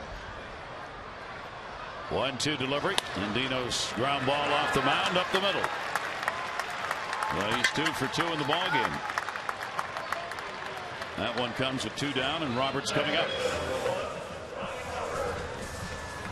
Here's the delivery, and right straight over the top. That's that cut fastball. Andino takes it right back over the mound, and 2 hits on the day for Robert Andino, getting the start in place of the regular Cesar Izturis. Brian Roberts has grounded out and been called out on strikes in the leadoff spot. Brian coming out of the batting trough that he went in briefly. 365 over the last 13 games after he had an 11-game streak early May where he hit 133. Now he's picked the pace right back up again, and the overall average now at 302. That's the beauty of being in a regular. You play every day. You get 4, maybe 5 at bats every day, and you can really turn things around quickly. Roberts got that one way back right field. Rios looking up. That's going to bounce off the track in the wall. Andino making the turn is going to be held. The ball buried on a throw, but you didn't know that was going to happen. And down 7-2. That ball hit so hard, Andino, who was scooting, had to stay at third base. Double for Roberts. Brian Robert puts a charge in at his 16th double of the season, and watch the swing. It's an 0-1 fastball, and he is all over it. Hits it over the head of Alex Rios in right field. Andino, running from first base with 2 outs, has thoughts of scoring on this play. But as Gary mentioned, 7-2, you can't take chances. Aaron Hill was in the midst of throwing that when he tried to hold up on it and threw it right into the dirt. So big moment right here. The Orioles are down 7-2. There are 2 down. Adam Jones has grounded out and hit into a fielder's choice. And fouls that one right back into the screen. Well, the O's with a chance to get right back into the ball game if they can find that big hit right here. One thing we have seen from Adam Jones throughout this season is his ability to make adjustments in the course of the game. He did it last night against Ricky Romero and hit a 2-run home run after striking out in his previous at bat. 0-1 delivery. Halladay, slow roller. Halladay's going to have to make the play, and he can't. And the Orioles get a run and keep the inning going. And it is a 7-3 game as Andino scores.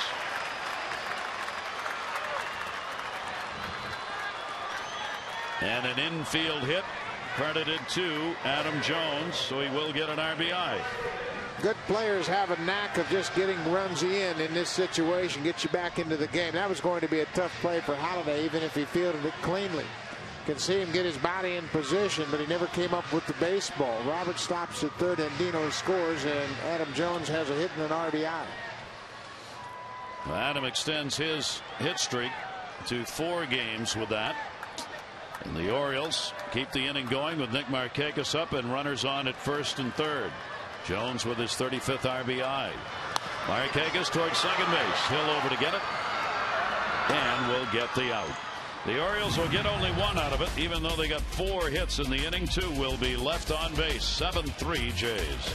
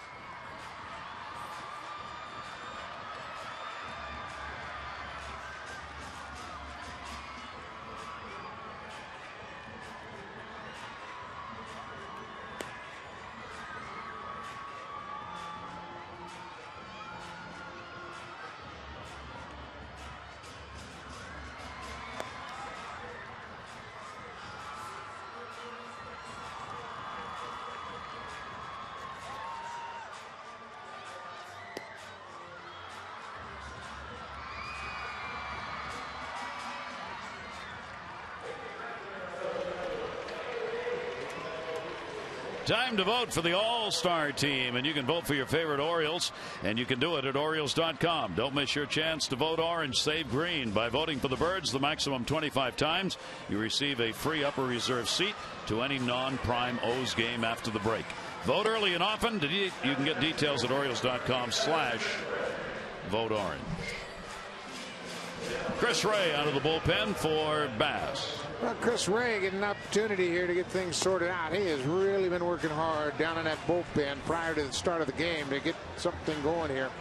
Elevation has been a problem. Command of his fastball. Too many pitches up in the zone, but he's worked hard. His velocity is fine.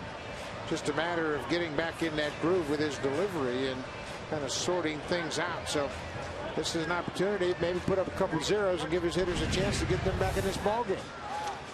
Brian Bass worked an inning in 2/3, giving up a couple of hits with a walk and a strikeout.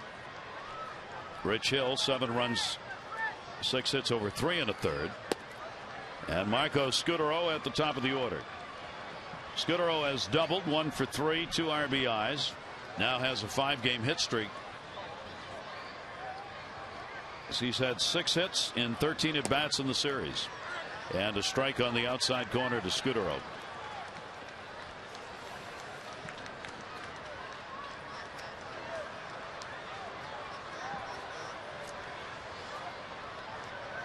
Ray with the 0-2 delivery to him. It's games like this that have put Toronto's offense at the top on the road. They are .292 batting average as a team, first in the majors coming into this ball game, and they have picked up 7 runs on 8 hits in this game. So you can see the strength of their numbers with the fact that they are in an 8-game losing streak all on the road, and prior to today had not had more than 3 runs in a ball game in the last 9. Despite that, still the best road average in the majors. Fights that one off the other way. 2-ball, 2-strike count on Scudero. Well, you see the Toronto Blue Jays days in first place May or later from 2000 to 2008, just 21 days. This year they spent 22 days in first place. They have slipped, and it started in Boston on the beginning of this road trip. 3-2.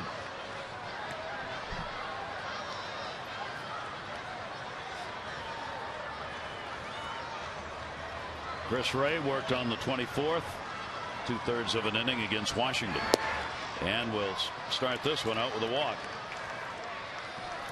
Leadoff man on. This copyrighted telecast presented by authority of the Orioles and may not be reproduced or retransmitted in any form, and the accounts and descriptions of this game may not be disseminated without the express written consent of the Orioles.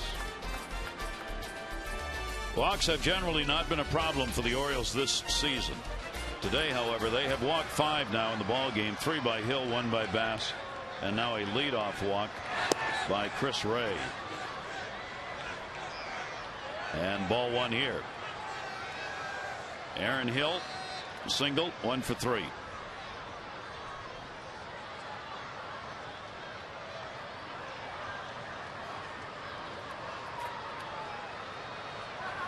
Chris Ray fighting it right now. He's trying to get everything settled down.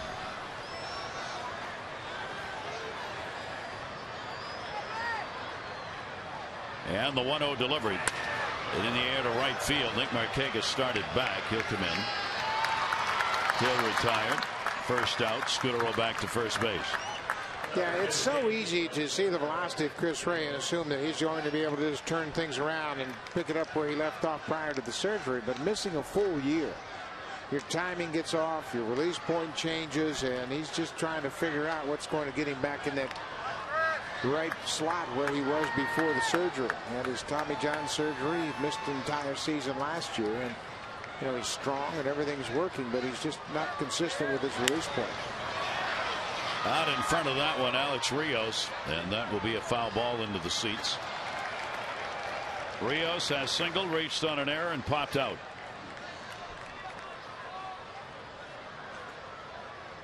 Hitting at that 261 number.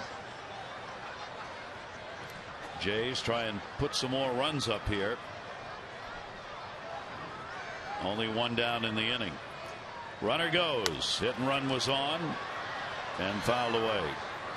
Well, Alex Rios has had an interesting day. In the first inning, he was trying to score the second run from second base. Felix Piet throws a strike to Chad Muller, which the tag on Rios. He's gunned down. Then in the 4th inning with 2 outs, Rios beats the relay to second. He's forced, but he's safe. And then he walks off the bag, and Brian Reynolds tagged him out, but he actually beat the throw from Andino to beat that force play. 0-2 delivery on the way. Rios has hit well at Camden Yards. He's a .297 career hitter here. He has 5 home runs in this ballpark. 24 RBIs. Playing against the Orioles on the road. 1 ball, 2 strike count. At first base, Scudero not going. And another one fouled away. I think Rios has seen about 50 pitches in this ball game. He has had some in-depth at bats. Well, he's really battled, and you remember yesterday, last night's game, he was sat down. He got the day off. He played in 48 games to that point. Zito Gaston sensed that he needed a little break, and he's come back today with some pretty good at bats. Only 1 hit to show for it. Step off, runner back.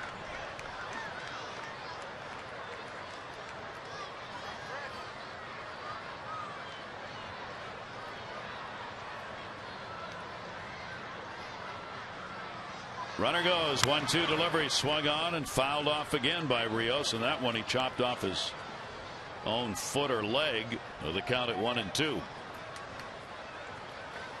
Well, Chris is making some pretty good pitches here to Rios again, and this ball sinks down and in. You can see he hit it hard off the plate. It came back up and caught him on that left leg.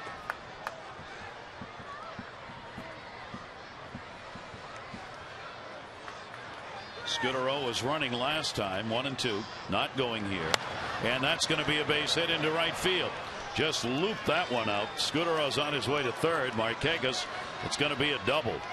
One of the shorter doubles you'll see on the season, but he placed it perfectly. So Rios a two-bagger, runners at second and third with one out.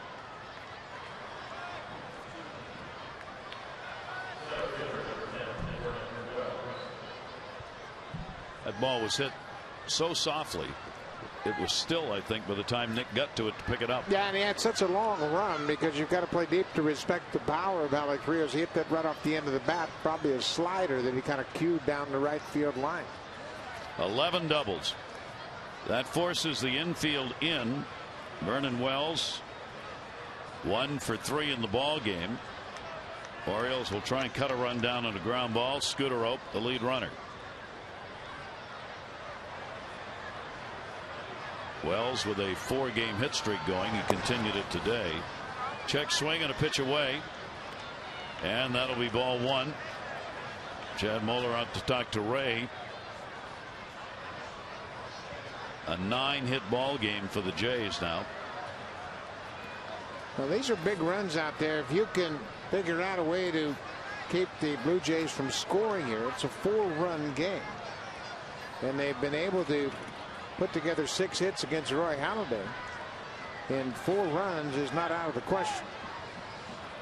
1-0 delivery on the way to him. Breaking ball down low. Moeller makes the stop, keeps the ball out in front. Wells has a couple of hits and 6 at bats, lifetime off Ray. Looking for one of those begin to close the barn door hits right here. It would mean a couple RBIs. See whether or not Scudero goes on that ground ball on contact or waits for it to go through. 2-0 count. Fouled away. Be no play on that. 2-1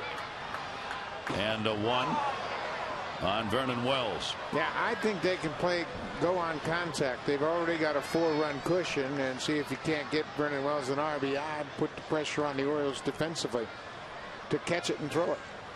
This is the hottest hitter in the lineup, 345 over his last 7 games.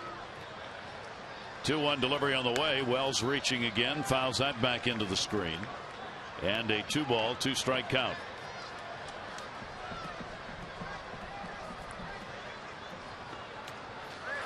Jays have battled in their at-bats, forcing the counts deep. A lot of foul balls and some key hits on the 8th, 9th, 10th, even 13th pitch of an at-bat. 2-2 delivery on the way, swung on to left field, hit hard. PA's going back, runner tagging. Scudero will come in to score. Sac fly for Wells, and an 8-3 ball game as the Rays get that run back they gave up in the last half inning.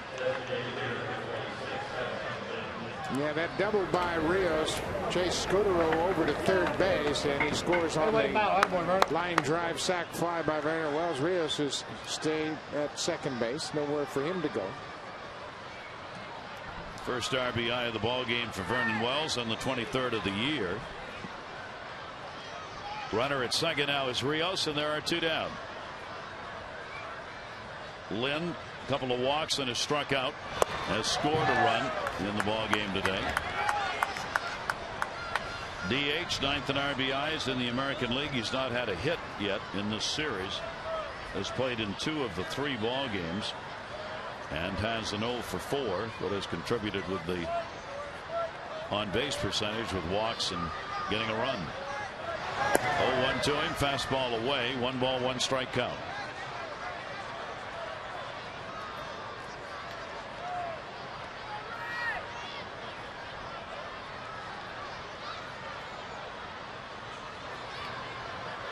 check at second.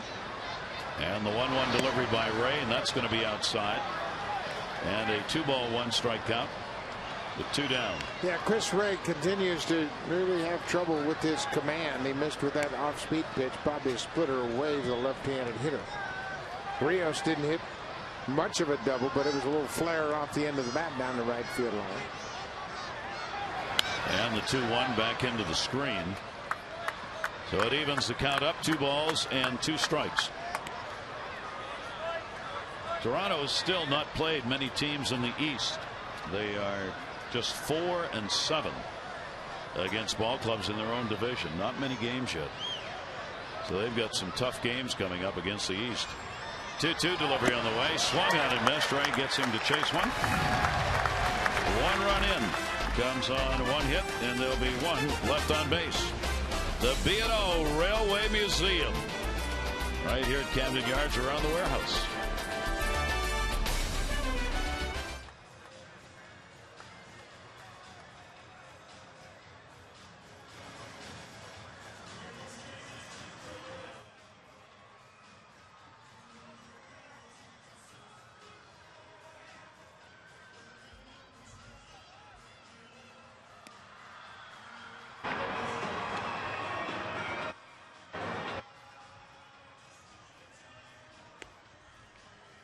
I think it's important that they all play together, they all learn about each other, they all learn how to win.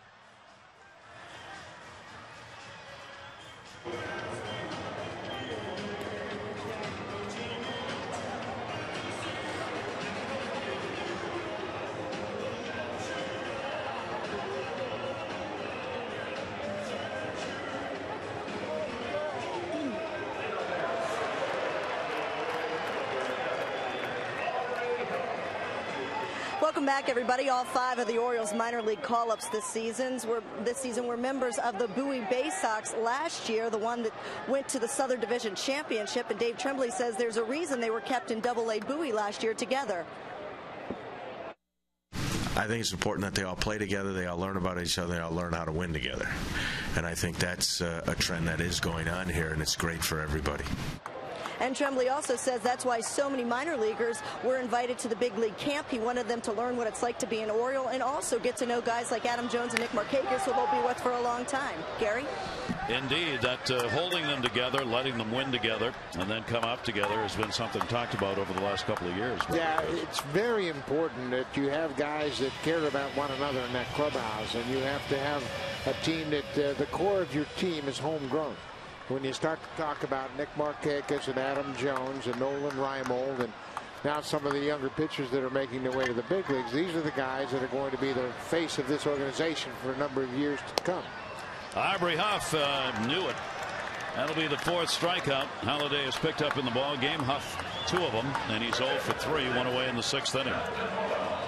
Brad Bergerson and Jason Berken talking on the bench, and I asked Brad about what it means like to have guys that you've played with in the past. He says, you know, you're a little more comfortable in having conversations about, the way you're pitching or about other guys. He said, the guys, it's as good as they are to welcome us in the clubhouse, they're still established veterans.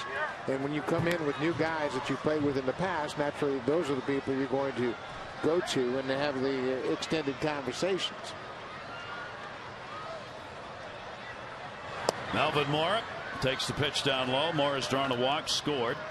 The RBIs for the O's. Luke Scott, his home run came in the 2nd inning after Mora had drawn the walk.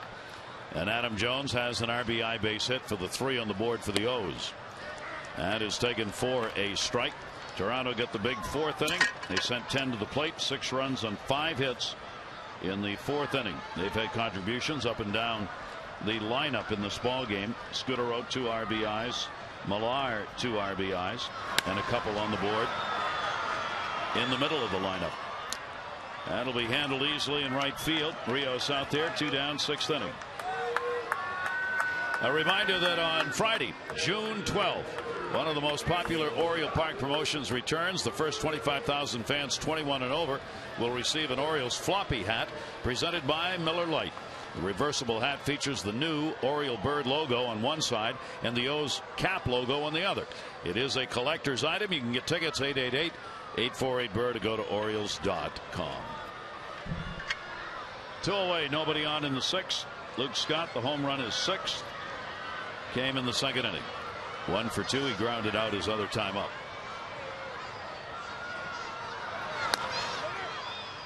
If you missed it earlier, Scott getting off the DL. He had the bruised left shoulder today.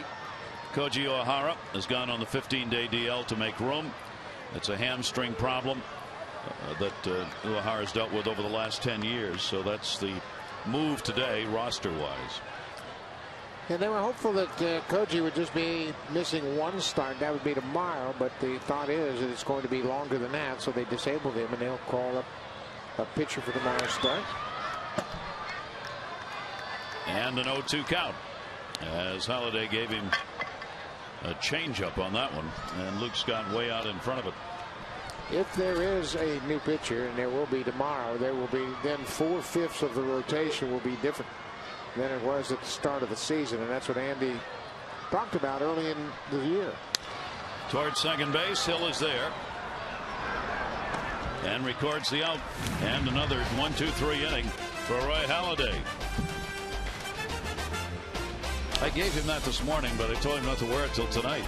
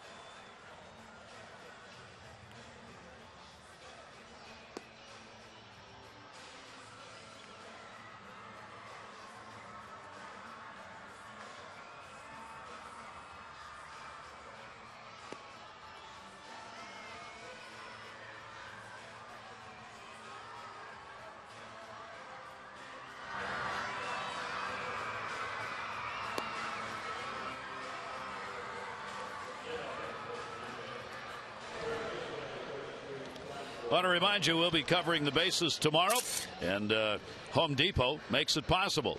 Brad Bergeson will be the subject of our covering the bases. Pictures like that, we'll have a chance to talk with him and learn more about him off the field. And we hope you'll visit HomeDepot.com/spring. More saving, more doing. The power of Home Depot. They sponsor covering the bases tomorrow. We have to sneak those pictures out of the house, getting the mothers to cooperate. They're anxious to volunteer the pictures, of course. Yes. Strike taken on the outside corner. Scott Rowland. Rowland hitting at 301. Ray staying on, and that'll be fouled away. Scott Rowland, a walk, run scored, RBI single first inning. Officially 1 for 2 in the ball game. Scott Richmond up in the pen. Scott Richmond's done a good job starting for this ball club. They've had so many injuries in their rotation that he was very effective during the starting early in the season. 1 ball, 2 strike count. Rolling with a big cut. Ray gets a strikeout. That is his second, 2 in a row, in fact. And 1 down in the top half of the 7th inning. Well, as we mentioned, there's no problem with the velocity. He threw that ball upstairs and just blows it past Scott Rowland, his second strikeout in the last 2 at-bats, and it's coming. There's no question about it as he gets more innings under his belt and continues to work with the bullpen coach Alan Dunn and the pitching coach Rick Kranitz. He's starting to get a little better feel for his pitches. And Kevin Millar will stand in. He is making his 17th start at first base in the ball game today. The former Oriole has been the DH in 3 ball games for the ball club. And Cito Gaston has been very pleased with the production. 293 and the 3 homers, 16 RBIs, including a big hit today. A 2 RBI base hit. That is taken away, and the count will go to 3-0 from Ray.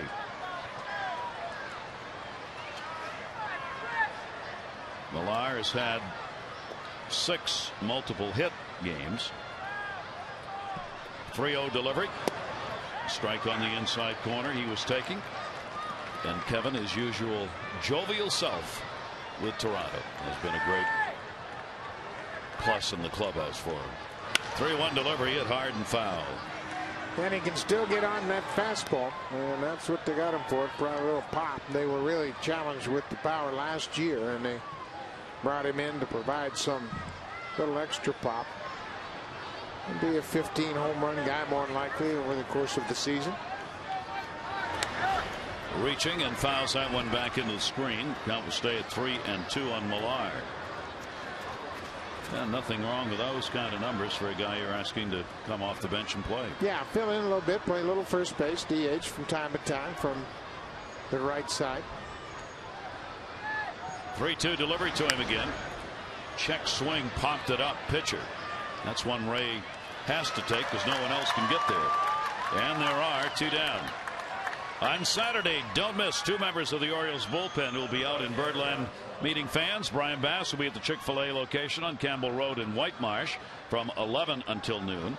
And Mark Hendrickson will be on the Orioles team store in the York Galleria Mall in York, Pennsylvania from noon until 1. For details on community appearances, OriolesReach.com. Rod Barajas. A single and 3 times up. 4-game hit streak. 300 batting average.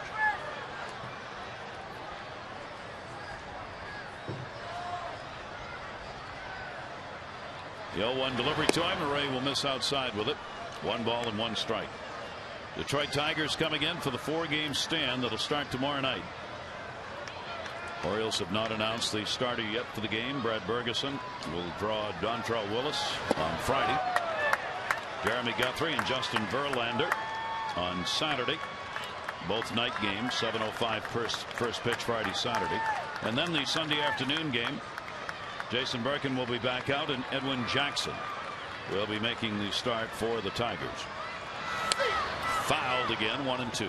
Tigers are finishing up in a day game in Kansas City. Rick Porcello at 5-3 goes against Kyle Davies. Porcello's the 20-year-old starter that's gone 4-0 in the month of May. So the Tigers, who lead Kansas City by 3 games, a little bit of a resurgence here with their pitching. 1-2 delivery on the way. The team that almost won a world championship and then had one of the greatest declines ever in history last year has come back to take over first place in the American League Central. A great home record. They're 15-7 at home, 10-11 on the road. Double clutch pop up first base side. Huff going back in foul territory will make the catch. And a 1-2-3 inning. It's 7th inning stretch time here at Camden Yards. An 8-3 Jays lead. Jack Daniel's Tennessee Whiskey brings it to you. Please drink responsibly.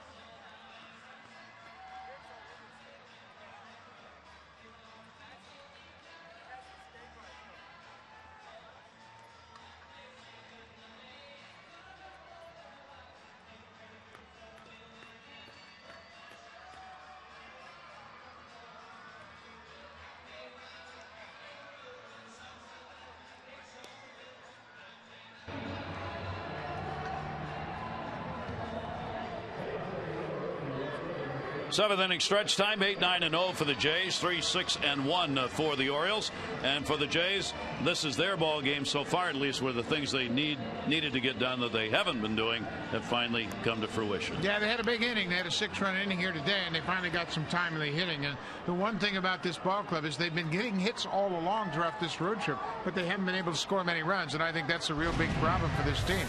They just haven't been able to get many hits in timely situations. So the Orioles are going to have to try and get back against Roy Halladay, known for going deep into ball games, and they'll keep him out there on the mound unless there's some particular reason. He just stays strong constantly, game after game. Well, Gary, he really works hard. He's a great conditioner. He's a guy that gets to the ballpark every single day and focuses everything he does for his starts. Then he goes out there and economizes on his pitches. Throws only about 14 pitches per inning, and that'll keep you into a game late. And you can see that there's nothing exceptional. He doesn't throw 97, but everything he throws moves. Whether it's that breaking pitch right there for the strikeout, cut fastball, sinker, splitter, everything moves, but he starts everything out over the middle of the plate. He is, if not the game's best right now, certainly up there in the top three. You compare his numbers at this point of his career with our own Hall of Famer Jim Palmer. Can't get a whole lot closer than that. Jimmy with that ERA lower. I think the difference here is a lot of Jim Palmer's innings were pre-DH, and that has an impact on his earned run average. Don't take a thing away from Jim Palmer. Obviously, he's a Hall of Famer, but he admires the way Roy Halladay pitches. I can speak because we have talked about it, because Halladay throws a lot of strikes. He is never timid about throwing the ball over. He controls when you make contact, and he creates enough movement to keep you out of the sweet spot of that bat. Halladay's been in on this one and is working here with one down and nobody on. So for the Orioles, trying to get to a guy like this late in a ball game, what can you do? Well, you can't take many pitches. You just have to make sure if you do get a pitch out over the plate, you square up on it and put it in play, because he's going to throw you strikes. So the old adage of, well, let's work some walks. Well, he doesn't walk anybody. Less than 2 walks per 9 innings. So you have to go up there in an aggressive mindset. You just have to be aggressively selective, I guess, is the proper approach. Yep. And maybe you'd like to lay down a bunt, but he's a good fielding pitcher. If you don't make the perfect bunt against him, he will take his position and field it and get the out for you. So it's just very tough to find a way to come back on him, especially when from the beginning to the end it seems as though very little changes in what you're seeing at the plate. You just continue to see the quality pitches. A 2-ball, 1 strikeout. 1 down, nobody on. And that will just miss outside. Chad Moeller's been called out on strikes and hit into a double play in the ball game. 5 strikeouts for Halladay in the game. The Orioles have had very few innings where they actually had chances to build any kind of a rally against him. And a 3-ball, 2-strike count on Moeller. Orioles left a couple on in the 5th inning. That's the only other runner who's been in scoring position in the ball game besides the home run by Luke Scott. 3-2 delivery, foul back late on a fastball, 3-2.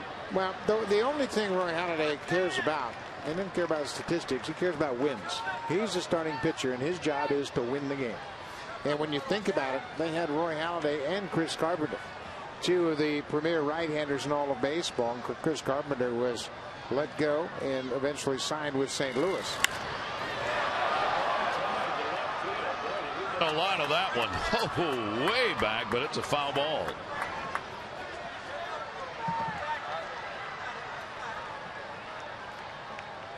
But again, in this situation with a 5-run cushion, Roy Halladay is going to make sure he throws it over.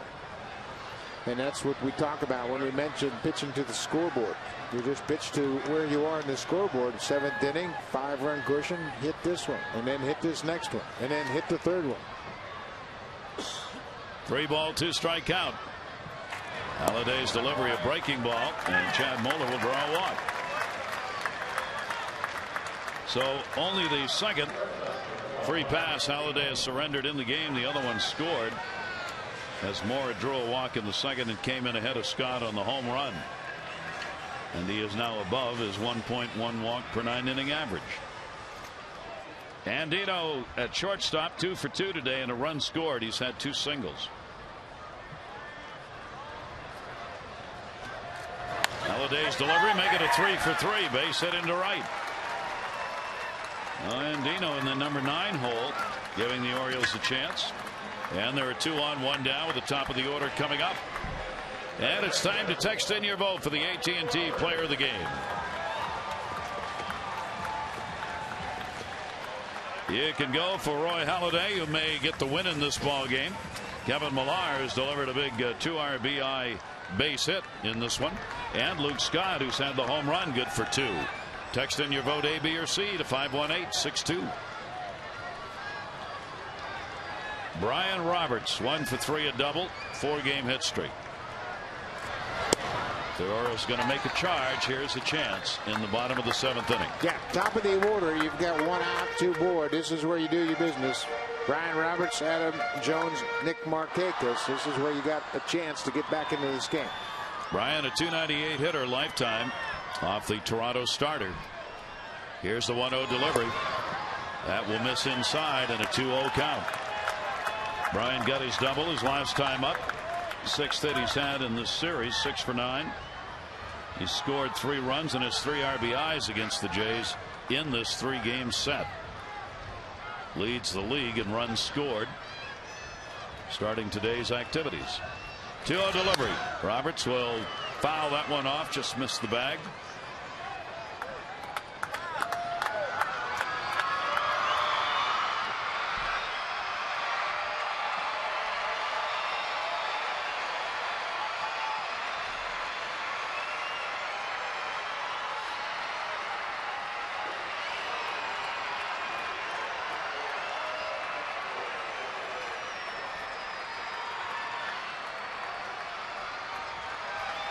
Two-one delivery to him. Pulled that one foul way out in front of it, way back in the upper deck. And Halladay comes back on him. Get the count evened up. Jesse Carlson, Toronto action.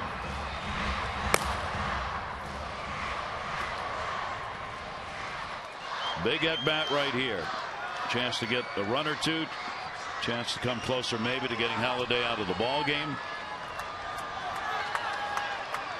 And for Halladay, just a chance maybe to shut down the O's one final time. He'll be outside with it, and the count goes 3-2. Yeah, and Brian had a good look at that one as Halladay turned that ball over. The fastball missed away.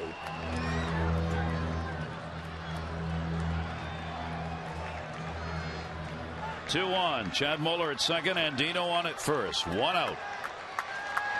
3-2 delivery. Brian Roberts fights it back.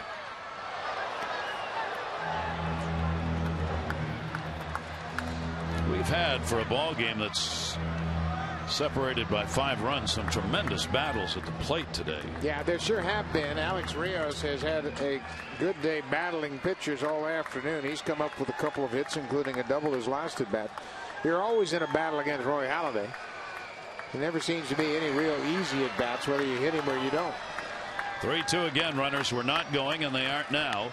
3-2 delivery, hit in the air to right. Rios. He's got it, and a big second out.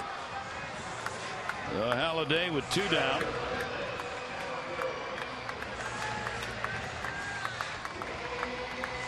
And Adam Jones coming up.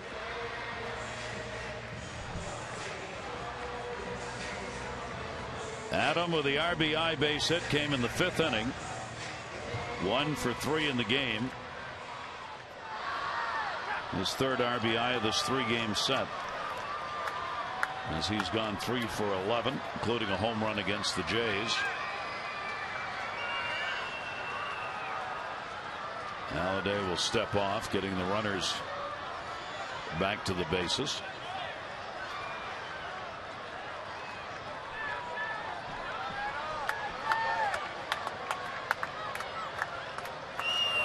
Jones. It was a swing. Yeah, he can make good hitters look funny more than anybody in the game. You have an idea, well, I'm going to get a fastball here, and then he runs that fastball inside. You commit to the swing early, and then that ball eats you up. Halladay gets ahead on the count here. 1 strike. And the 0-1. Jones at chopper. Force at second, and bobbled. And everybody's safe. As Hill tried to do 2 things at once. He tried to catch the ball and keep his foot on the bag, and he ended up doing either. Well, that's a good call. That's exactly what he did. Is this ball goes right off home plate. It's going right toward the bag. And look at Hill thinking about touching the bag with his left foot, but he forgets to grab the ball. Trying to do both at the same time. The ball goes off his glove, and Dino's safe at second. Looks like that's going to go as a base hit. Yeah, I would think so. Everything was going to have to be perfect for Aaron Hill to make a play there. And that will bring up Nick Markakis. So the Orioles get a chance to get to Roy Halladay here in the 7th inning. With the bases loaded, 2 down. Markakis will take the fastball for a strike. Now, Nick's hitting very well with the bases loaded, and it's interesting for his career, a couple of grand slams and 38 ribbies. Sacks full, 2 down. Markakis in the air to right field, into the corner, curving foul, and what happened? Catch was made. Rios in the corner. He disappears from our view when he does that. The first base umpire, Mark Wegner, though, is charging down. Markakis retired. Bases left loaded.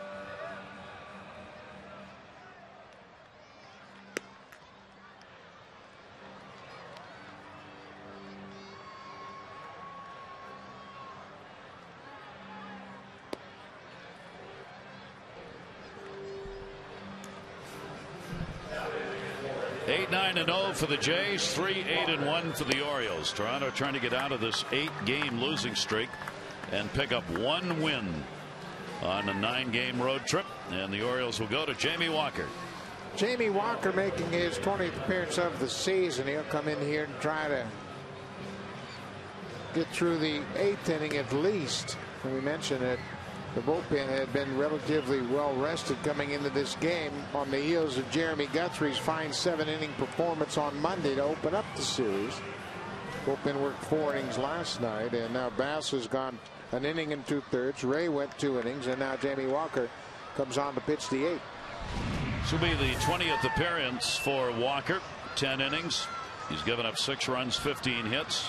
Opponents hitting .366 against him on the season. Jose Bautista will lead it off. Bautista double and an RBI, 1 for 3. 9, 1 and 2 in the lineup against Walker. Down to third and foul. And quickly an 0-2 count. Jamie coming on and getting some chances, working in whole innings lately rather than just the 1-out situations. 0-2 count on Bautista. And comes inside to him, 1-2. Yeah, it gives Jamie Walker an opportunity to get some rhythm on his pitches and try to refine the location of his pitches. His changeup has been decent. Right there's the changeup, and it's fouled out of play. Orioles' next opponent, the Detroit Tigers, 7th inning, 8-2. They lead Kansas City. They will start a 4-game series here at Camden Yards tomorrow night. That's Rick Porcello. If he holds up for that win, he'll have 5 wins and no losses in the month of May. The merry month of May. Center field, Jones going back. Deepest part of the ballpark. Bautista retired, 1 away. Now it's time for the Nissan drive of the game. It came off the bat of Marco Scudero in the 4th inning. It's a double over the head of Felix P.A. That came as part of a 6-run, 5-hit 4th inning when the Blue Jays just blow the game wide open. But Scudero's had a great series. He's doubled today. He's walked and scored 2 more RBIs, and he's hit 3 doubles in this series. And we hope you'll get to the Nissan National Tent event for great deals on reliable vehicles. Look closer. Nissan delivers. Here is Marco Scudero. 5-game hit streak now with a 2 RBI double. Buck was talking about there. Drawn a walk and scored. 1 for 3 officially, and 289 on the year. Towards the hole. Andino's got to make a long throw and a 1-hopper, and got him. Nice play by Aubrey Huff at the end of it. Scudero thought he had beaten that out. Boy, he got rid of it in a hurry, and Aubrey Huff's done a heck of a job at first base this year. Fielding balls and taking the short hop throws, and watch the effort by Andino. Unloads in a hurry. Jump toss over his shoulder. Aubrey Huff with the stretch. Boy, that's close. Bang, bang. Dwayne Murphy, the first base coach, helping the umpire with the safe sign. Difficult to tell right there. The ball is in the glove. Foot looks like it's close to contact, and he might have been safe. Nobody knows where the ball is. Aubrey Huff comes in and finds it. Neither Moeller nor Walker quite sure where that had gone. Good inning. Walker retires the side in order. It remains an 8-3 Jays lead.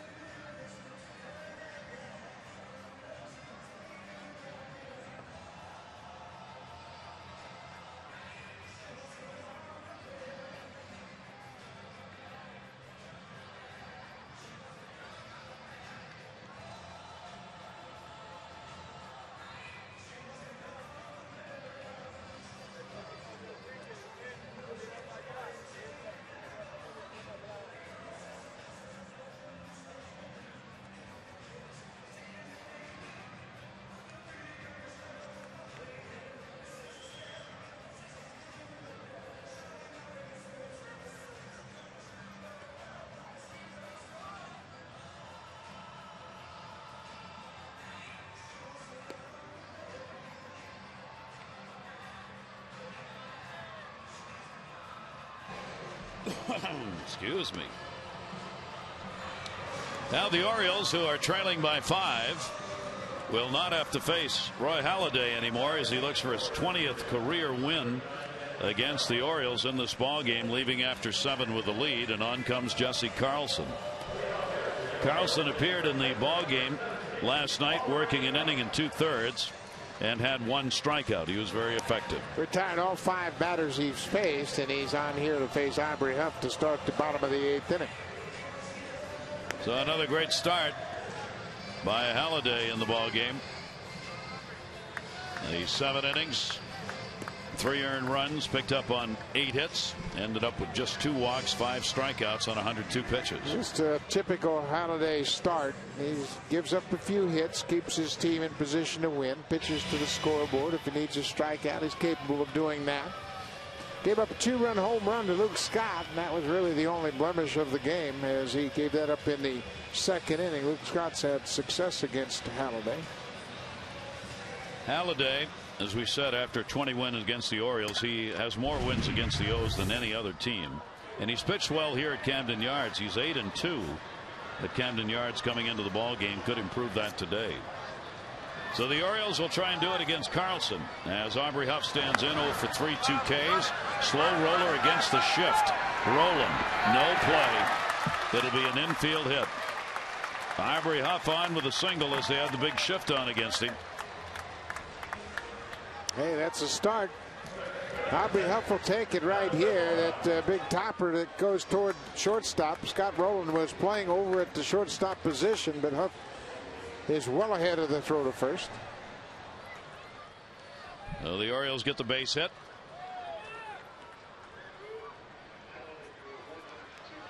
Both teams with 9 hits in the ball game now.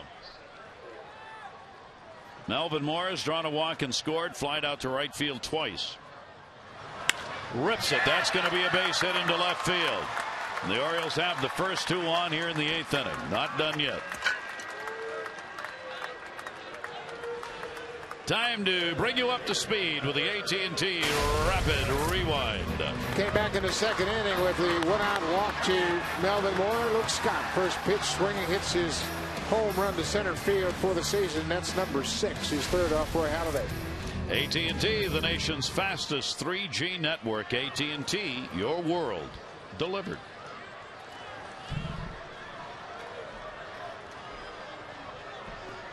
Now Luke Scott. 2 on, nobody out. And the pitch will be taken outside for a ball. One thing the Orioles have today that they've not had the last couple of days because of the activation of Luke Scott is 2 good right-handed hitters on the bench. Nolan Reimold and Ty Wigginton. Scott, he'll take the pitch outside. Carlson struggling a bit here as he comes out of the bullpen for Halladay. Orioles with a 10-hit ball game now. Now they are looking for the big hit, as they still got a shot at it here in the bottom half of the 8th, down by 5. Here's the 2-0 delivery. Inside, hit the bat, foul ball. Didn't intend for that to happen. No, that's unfortunate. Looked like it was going to be inside, and Luke kind of offered at it, checked his swing, and the ball hit the bat. May have caught a piece of Barajas as well. Luke Scott against the lefties, 250. He has delivered a couple of his home runs against left-handers, 2 out of the 6. Right now it's about getting on. Here's the 2-1 delivery to him outside, and Carlson falls behind here, 3-1. Yeah, it is all about getting on. Cito Gaston going to get something going down in the bullpen, as Carlson has given up 2 hits and he's in danger of walking Luke Scott.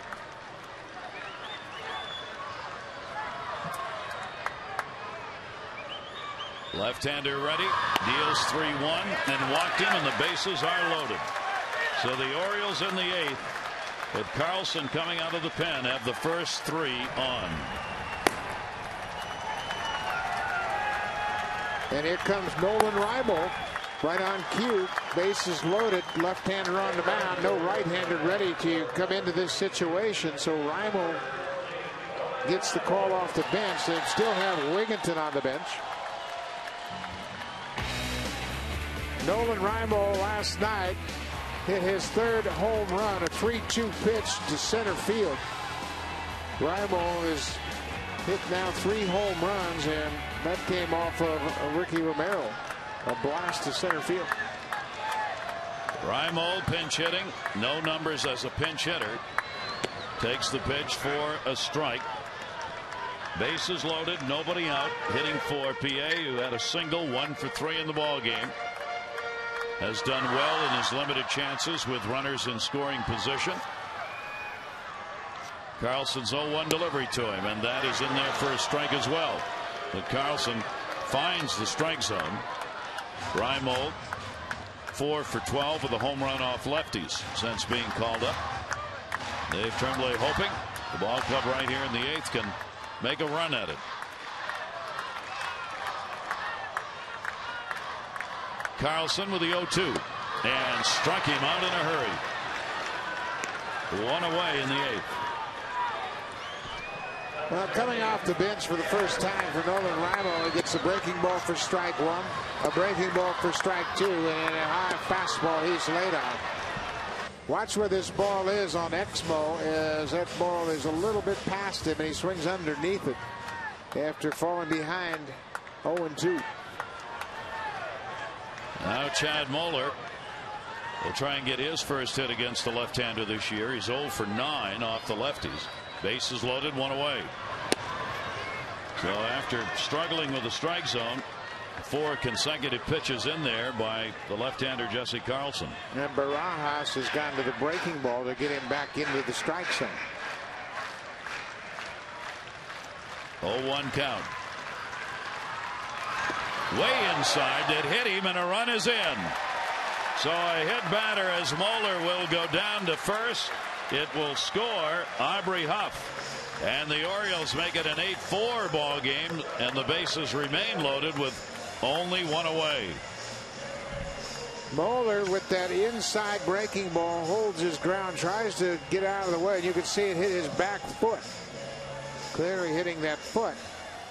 And that's an RBI with the bases loaded. Now Andino, who's been a red-hot hitter today, steps in against the left-hander. 2 RBIs for Moeller on the season. Moves the runners up. Moore is now at third base. Scott down at second. And Moeller on at first. 1 out, 8-4. Potential tying run at the plate. Outside. Carlson has had his problems. Now, he was effective in the ballgame last night, but Carlson has allowed 7 earned runs in the last 10 1/3 innings that he's pitched. And you see the difference with the bases empty and runners on. Andino with a 3 for 3.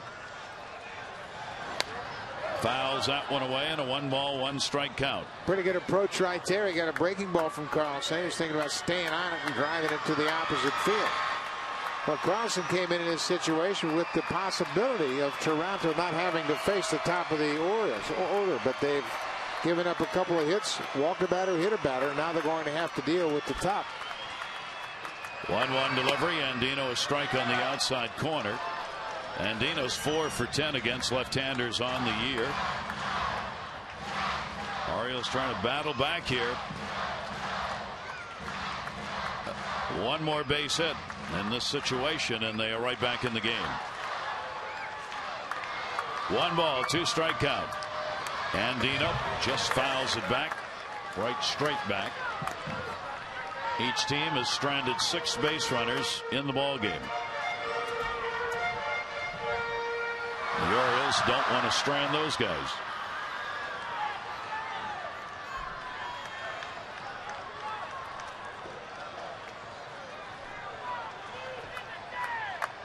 One and 2. Ooh, almost got in. Into the kitchen. Carlson on that crossfire coming way inside, and a 2-ball 2-strike count. Yeah, he almost hit Andino here, as that ball was way inside.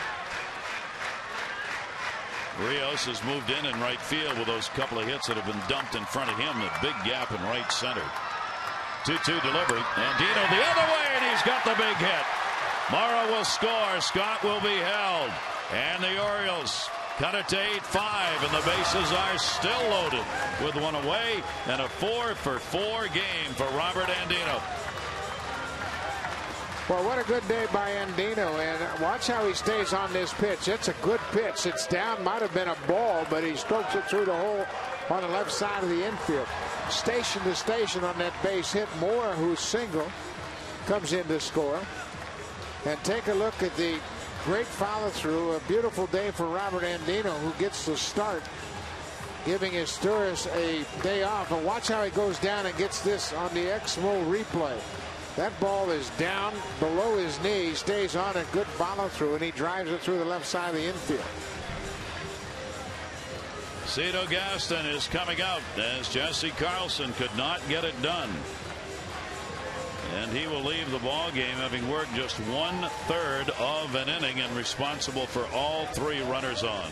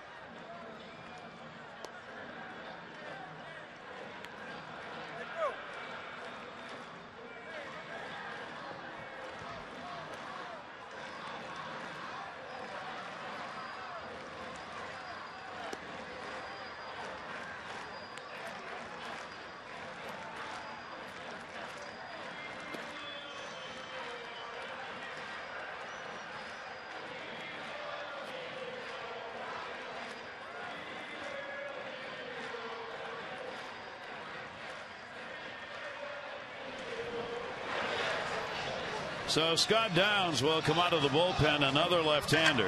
He worked last night and not particularly effective. He gave up a couple of runs on 3 hits in an inning worked as he worked in the 8th. In fact, Brian Roberts had a 2 RBI double off him. And that's who he's going to face right here with the bases loaded. Yeah, and it all came with 2 outs after he got Wigginton to ground out, struck out Reimel, then Zahn got a base hit. Isturis got a base hit to right, and then Roberts unloaded the double to center field. So the Orioles are right back in it as they've closed this to 3. And Roberts now represents the potential go-ahead run in the game.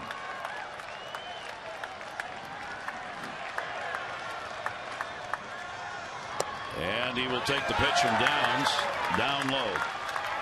1 for 4 with a double in the ball game. The Orioles have 2 in. Scott is on at third. Moeller's on at second. And Dino, first 4-hit game he's ever had in his career, is on at first base. A 4 for 4 ball game. 1-0 delivered to Roberts. That's a strike on the outside corner. 1-1. Well, Brian Roberts sees the ball very well off Scott Downs. With that double last night, Roberts is 7 for 18. You can see how patient he is and how he's surveying the pitches here in the first 2 pitches of this at bat. He's 1 for 4 with the bases loaded so far this year. 1-1 delivery will miss inside and a 2-ball 1-strike count. So the battling Orioles are right back in it after getting Roy Halladay out of there. They went to work and have kept them loaded. Scott, Moeller, and Andino.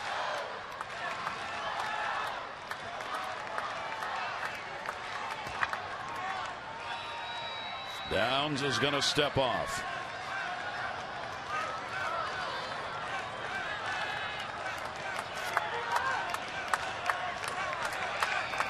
Here's the 2-1 delivery. And 3-1. And those pitches not close. And much like Carlson, Downs is having trouble with the strike zone.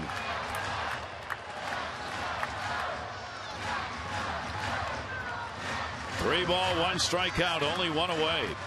So Roberts will tee up on something. And if he gets it, go after it. 3-1 delivery. Fouled away.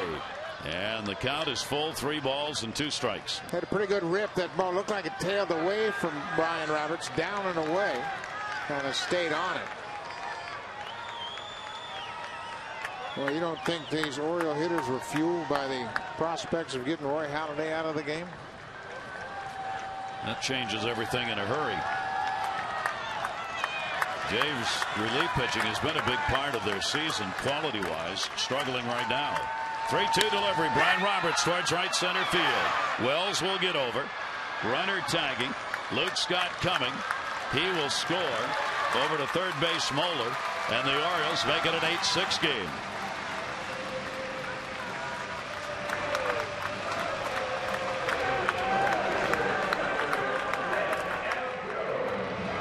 Brian Roberts gets the RBI. 2 down. Another good day for Adam Jones. A couple of hits, 2 singles, and RBI. And now a chance to do some major damage here and get this club right back into this game. Roberts with his 21st RBI cuts the lead to 2.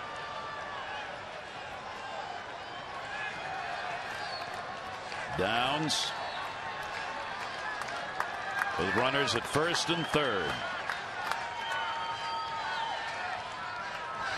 Jones will take a fastball strike on the outside corner. He didn't think so either. Rob Drake has called that corner pitch on the right-handers. It has been a strike. Jones down on the count, 0-1.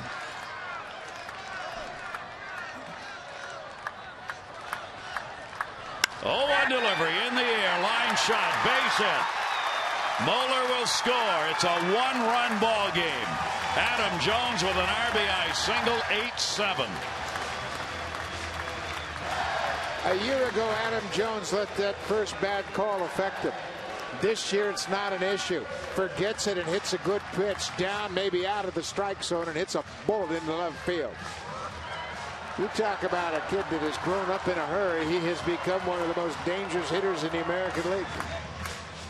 Adam Jones, a 2 RBI day, 36 on the year. The Orioles 4 runs across in the bottom of the 8th inning, and it is 8-7. The 12th hit on the board for the O's. Nick Markakis, tying run, potential tying run at second base. Markakis has an 0 for 3. Downs pitch is in there for a strike. What an 8th inning for the Orioles. Markakis 231 off left-handers. Trying to get to Downs here with a base hit with 2 down, of course. Lead runner Andino will be going on contact. 0-1 delivery. Markakis got a base hit into right field. This game is tied. Jones heading to third. They're going to wave him home. Here's the relay throw by Hill. The tag, and he is out at the plate. Jones is thrown out on the relay throw by Hill. But the Orioles have come back in the bottom half of the 8th inning with 5 runs and have tied this ball game up at 8-8.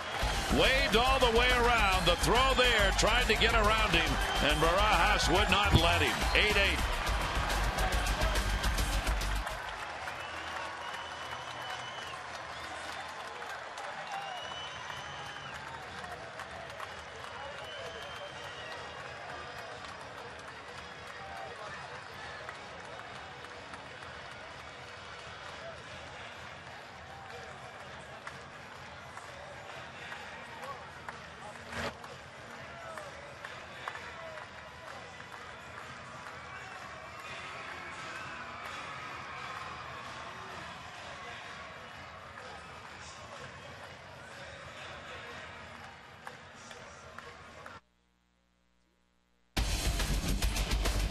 Orioles baseball on Masson is brought to you by Southwest.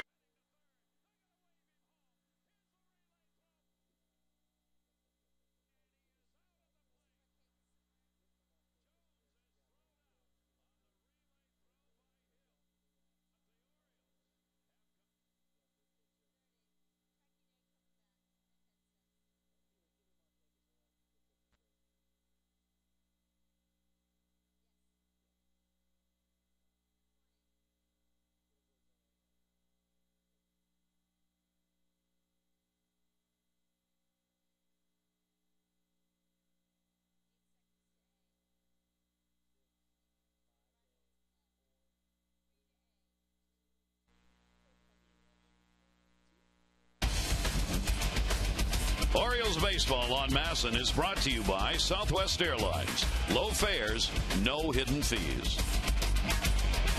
Well, a tremendous bottom of the 8th inning. 5 runs on 5 hits. Markakis a double and an RBI to tie the ball game up, and Jones trying to tie the go-ahead run, taken out at the plate. And the Orioles have come back. Reimold stays in the ball game after pinch hitting. He'll play for PA in left field.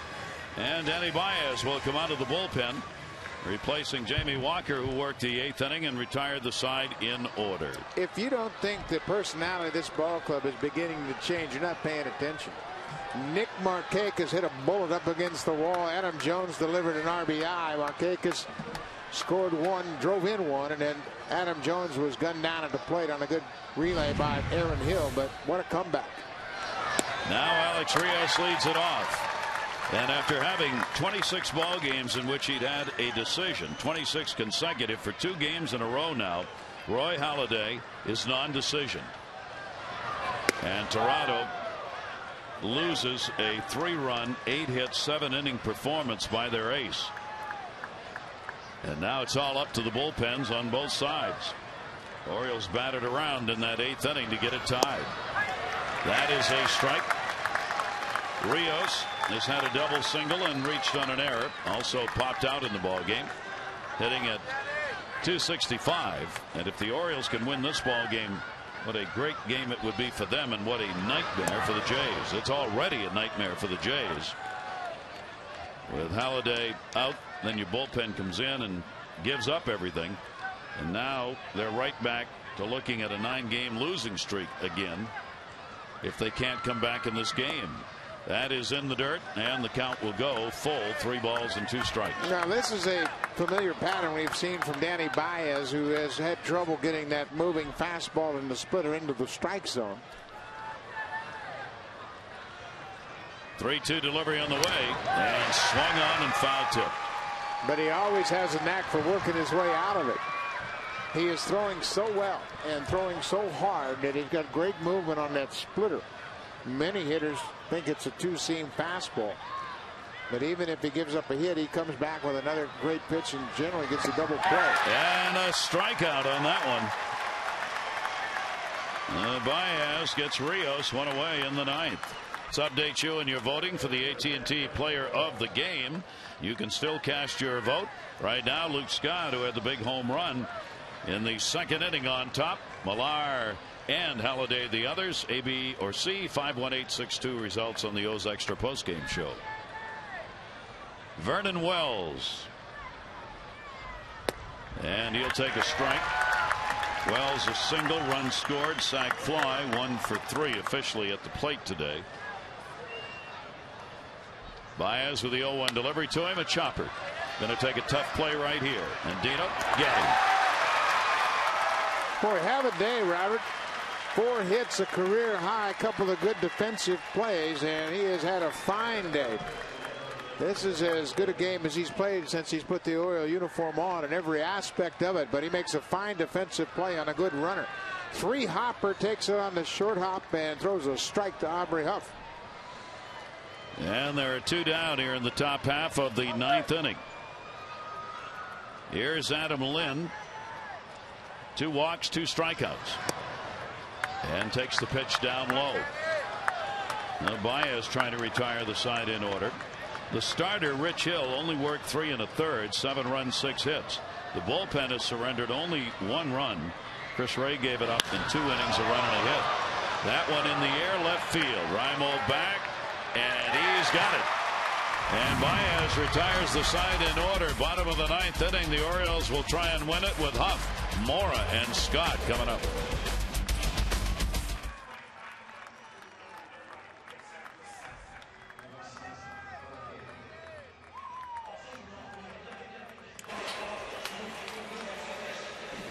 Hi, Wayne.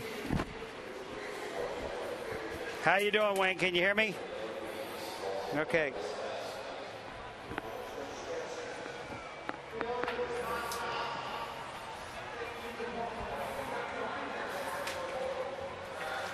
Absolutely. Sorry, Timmy.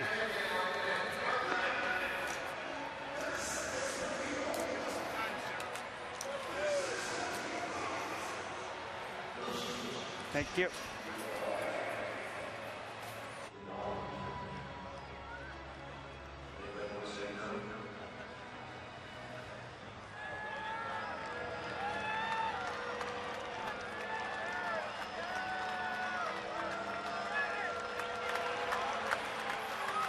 And hi, everyone. Jim Hunter and Rick Dempsey getting set for O's Extra postgame. And you lived through Oriole magic. We are seeing it here today. What a comeback by the Birds. Robert Andino, 4 hits, gets a shot at playing short today. 4 hits, big RBI, great defensive game. The Orioles come back with 5 in the bottom of the 8th inning, and who knows what's going to happen. So, Gary Thorne, we have figured it out. The key to this game was get Halladay out of there, go after the bullpen, and have the last at-bat in your home ballpark. Pick up a run, and the Orioles win. Back to the booth, Gary and Buck. All right, Jim, I think you're right. You get such a surge of adrenaline knowing that Halladay's out of the ball game and that suddenly maybe you got a chance. Now, the Orioles got 3 runs and 8 hits off him against Halladay. There's nothing wrong with that, but they lambasted Jesse Carlson, who gave up 5 runs on 3 hits in 1/3 of an inning. And then Scott Downs, who gave up no runs but a couple of hits in 2/3 of an inning. So the bullpen just falling apart, and now Jason Frazier will come out, and in the bottom of the 9th inning, his job is to get this thing into extra innings. Yeah, it sure is. And when you don't have that big time closer to back in, everybody else is asked to step up and fill those roles. And B.J. Ryan for the last couple of years hasn't been as dominant as he once was. And now it's up to a cast of several down in that bullpen to close out these games. And now they're just trying to keep it a tie game here in the bottom of the 9th. 15,713 the announced attendance for the day game, and they've had a show. That's why you don't leave early. 5 runs, 5 hits in the 8th, and now the Orioles will try and win it here in the bottom of the 9th. Aubrey Huff was part of that 8th inning as he delivered a single to kick it off and would come around to score. He's 1 for 4 in the ball game. He now has a 5-game hit streak. And that one hit was a dribbler against the shift right at the shortstop that Scott Rowland couldn't make a play on. And the pitch is a strike. Aubrey Huff 1 for 3 off Frazier in his career. Aubrey's now hitting .267, 8 home runs and 38 RBIs.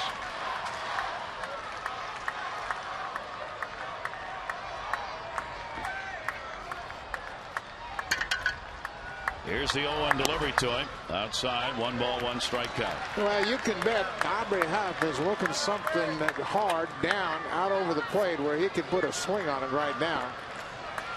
Thinking about a double at a minimum, get something on the inner half and hit one up on the flag court. 1-1 delivery on the way. Slider up high and inside, and a 2 ball, 1 strike count. Aubrey started the day tied for the team lead with Nick Markakis with 38 RBIs. Both have picked up an RBI in this ball game at 39. They are tied for 6th in the American League in runs batted in. 2-1 delivery on the way. Up high. Good patience. 3-1. An inviting pitch to go after when in the back of your mind you're thinking about a walk-off homer. Yeah, but he's got a good area of the plate in mind. It's a little bit lower than that. And it's good focus and concentration not to leave your strength.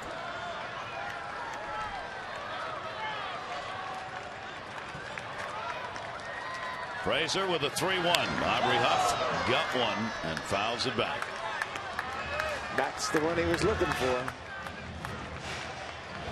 Still has a strike left. Those foul balls that come right straight back, when you see those are generally the ones the hitters wanted to get at.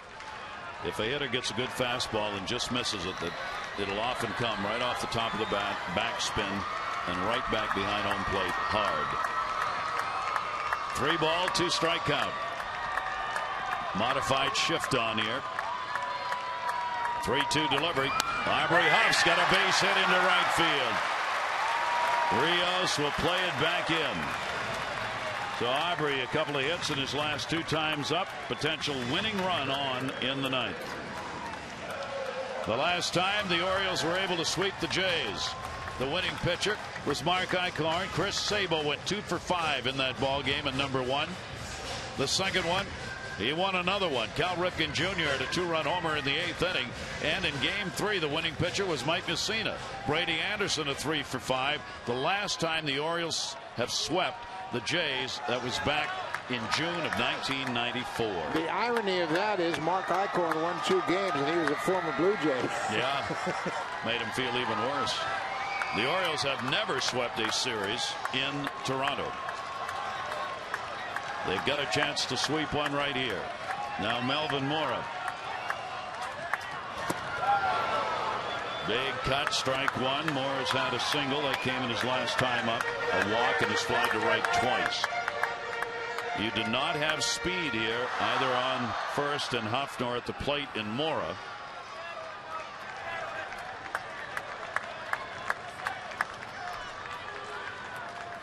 Jason Frazier will have to wait as Melvin Mora will step out. Again, we have to acknowledge the great effort by the bullpen again. Yeah. I mean, they could have let it really get out of hand, but they allowed just 1 run. 0-1 delivery, and he is bunting, and a beauty. Huff to second, throw to first. They get the out, but Melvin Mora laid down a perfect bunt right there and got the job done. His first sacrifice of the year. Well, Melvin did a good job. He's an excellent bunter, and I think he was thinking about pushing this a little harder, but boy, he does a good job. Puts it right down on the grass. Frazier makes the play on him, but he moves the winning run into position at second base. What a great bunt. The intentional pass now will probably be surrendered to Luke Scott.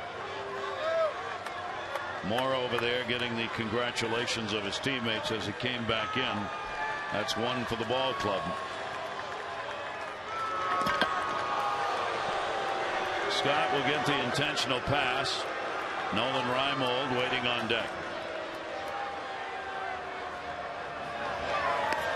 With the run at first, of course, doesn't matter. The only run that matters is out there at second base.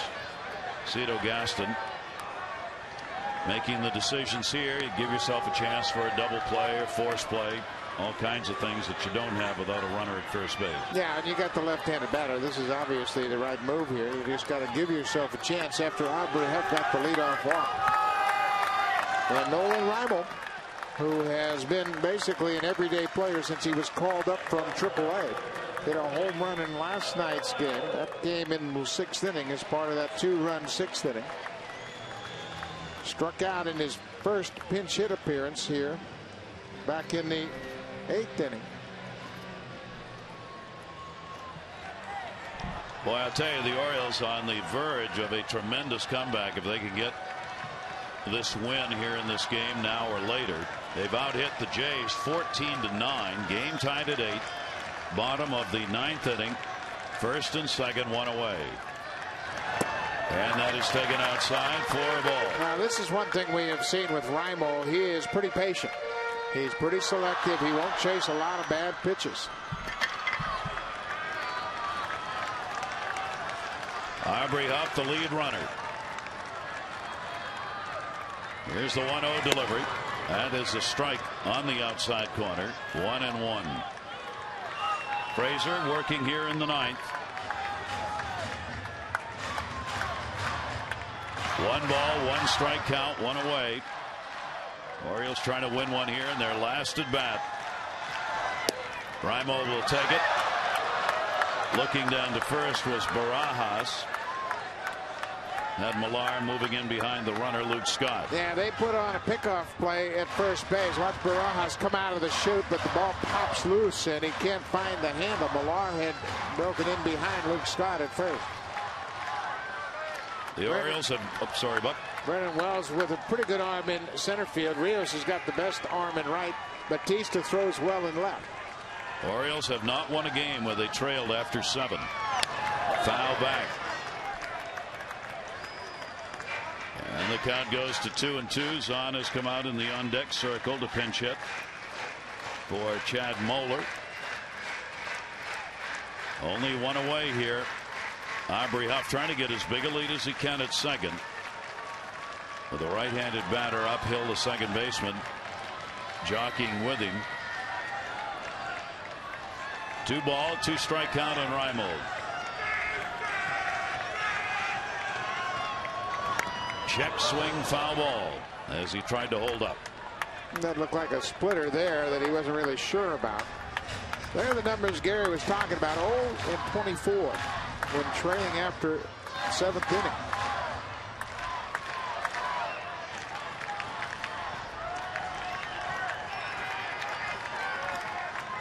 Two ball, 2 strike count.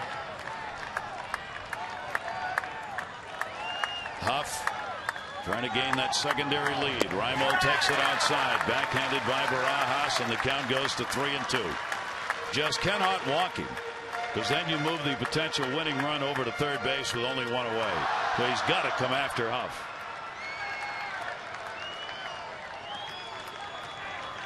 Or come after Reimold, rather, and keep Huff, try and keep him at second base. 3 ball, 2 strike count. Reimold takes it, and it's strike 3 called. Frazier gets an enormous out. 2 down. Well, Reimold felt it was down, and pretty tough pitch to take right here. He had a good look at it. You can see it's that fastball, and it is bottom of the strike zone at least, but Frazier gets a favorable call. Reimold is down for a second time tonight, and there'll be another hitter here. Greg Zahn comes on to pinch hit for Chad Moeller. Zahn, as a pinch hitter, has gone 0 for 2.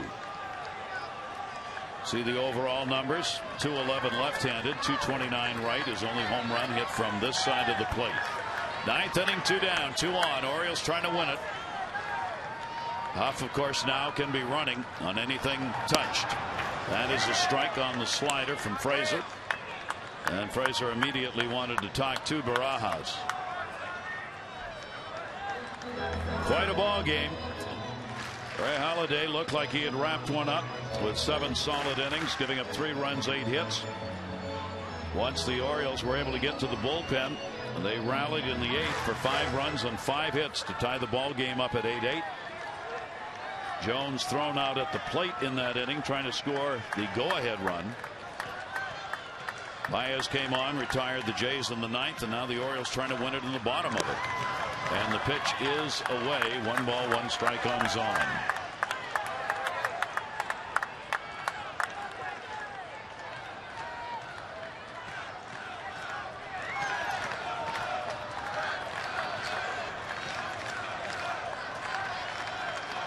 Huff edging off second. Here's the 1-1 delivery. Zahn fouling that one off, and the count will go to 1-2. Now that ball came right in on top of him, and he had a pretty good rip at it. Looked like it might have moved down and in on him right late. Got a piece of it and found it right at his feet. These battles continue that we've talked about all day at the plate. Now with the game on the line. Zahn 1 for 4 off Frazier.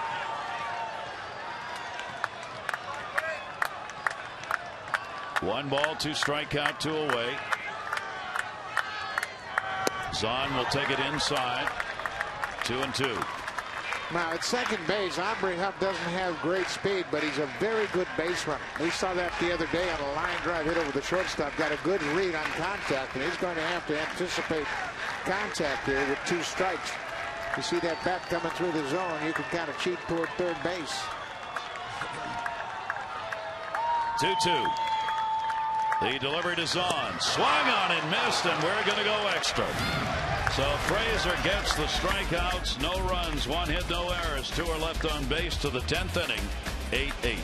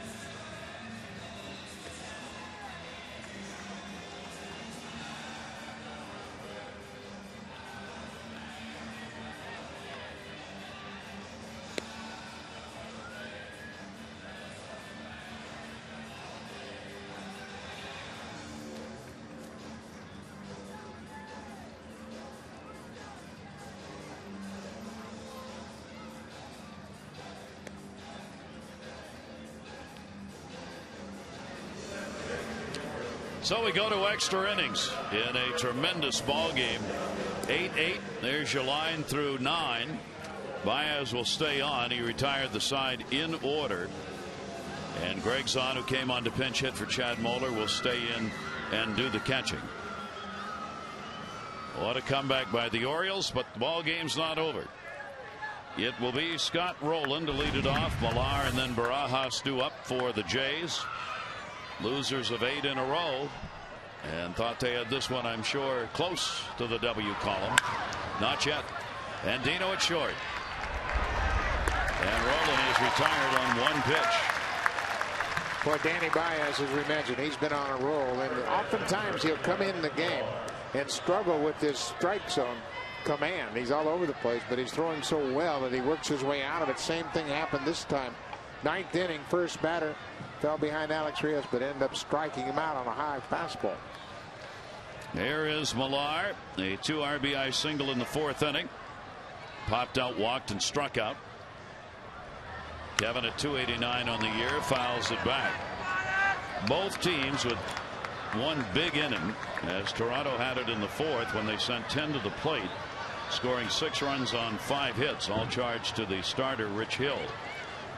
The Orioles in that 8th inning, 5 runs on 5 hits, all charged to the reliever Jesse Carlson, who had just come on to take Roy Halladay's place on the mound for Toronto. 0-1 count on Millard.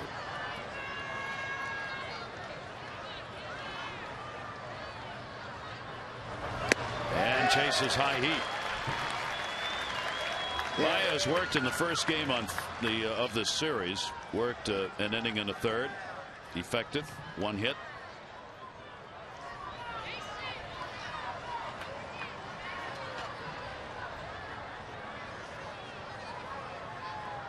Here's the 0-2 delivery to Millard, and it'll stay that way.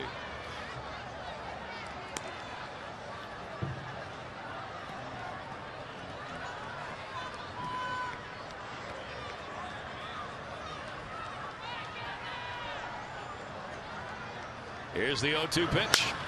Off the end of the bat, Brian Roberts.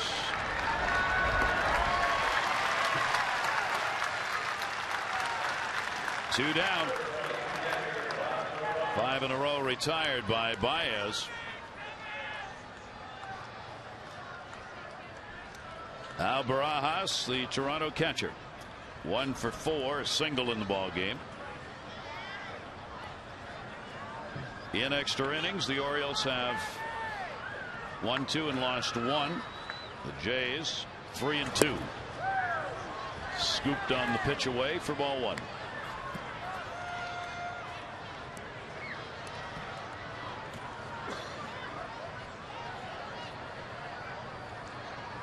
Baez with a 1-0 delivery. Barajas chops it foul outside the third. That gave you a good idea of a hitter's perspective of dealing with Danny Baez. He really rocks on that back leg, turns his back toward the hitter, and it's difficult to really pick up the release point.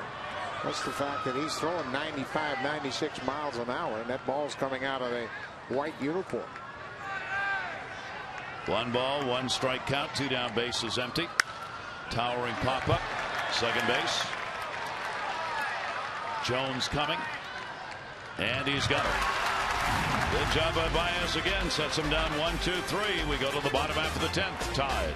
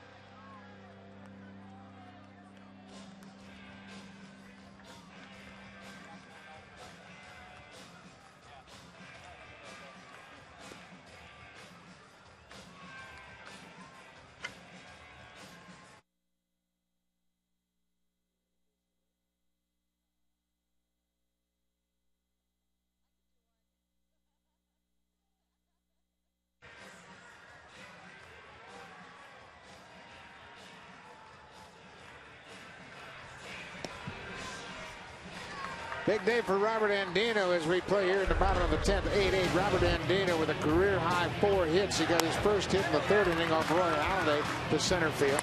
Then another one up the middle off Halladay in the 5th. His 3rd hit came in the 7th inning to right field. And his 4th hit against Jesse Carlson, an RBI base hit through the left side. That drove home Melvin Moore as part of that 5-run 8th inning.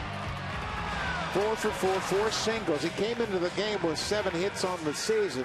Plus, he added a fine defensive play in the top of the 9th inning on a chopper hit off the bat of Vernon Wells. Big day for Robert Andino. And he will try and add to it as Andino stands in. Frazier stays on. Roberts and then Jones to follow. Jason Frazier got out of a jam in the bottom of the 9th. Now we're in the bottom of the 10th. And a 1-strike count. Frazier did a pretty good job. He gave up a base hit to Aubrey Huff to start the inning. Melvin Morris sacrificed him and then the intentional walk, but he was able to strand the 2 runners. Orioles 8-14-1. Blue Jays 8-9-0. Orioles have now stranded 9, and the Jays have left 6 on base.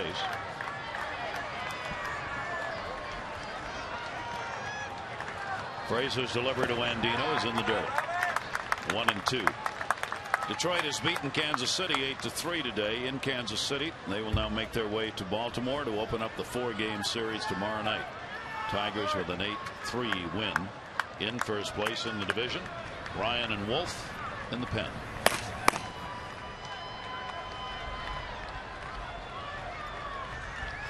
One-two count.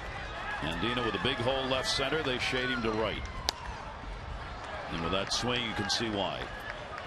Yeah, that swing's worked pretty good for him today, as he has really been conscious of staying up the middle, going to the opposite field. You can see how the defense is spread out. Wells is shaded in toward right center. And Alex Rios, the right fielder, is over toward the right field line. Played with Florida parts of 4 different seasons. A 201 career average at the major league level to start this year. Andino will go down swinging. Foul tipped, held on to by Barajas. That's 3 strikeouts in a row for Jason Frazier. Yeah, and this is a good changeup he throws so effectively. You can see the spin it takes down and in, and Exmo gives you an idea how far out in front he is. The ball's not there yet. He's off stride, off balance, and Frazier comes up with a big strikeout. As Gary mentioned, his 3rd in a row. Now Brian Roberts and a timeout taken at second base as the shortstop Scudero is picking up a little paper there, ready to go. Roberts takes that down the line the other way, and a great catch made. Bautista diving, hauls it in, and it was in fair territory. And Brian Roberts is denied an extra base hit in the 10th. This was going to be all kinds of trouble if it gets by Bautista. Great running catch in fair territory. If that gets by him, it's 2 for sure, maybe 3. Great concentration, great athletic effort. Bautista played here with the Orioles for a while and makes a fine play, robbing Brian Roberts of extra bases. Tremendous catch. 2 down. Jones. Already a 3-hit ball game, 2 RBIs, 3 for 5, 361 on the year now. And he takes the pitch for a strike off Frazier. A day game in a series that doesn't want to go away. With Toronto trying desperately to avoid their 9th consecutive loss. And the Orioles just as desirable of picking up a sweep. Would be their first 3-game sweep of the year. And their first one against Toronto since '94. Has not been a good day for the stomach of Cito Gaston. Here's the 1-1 delivery. And that'll be outside, 2-1.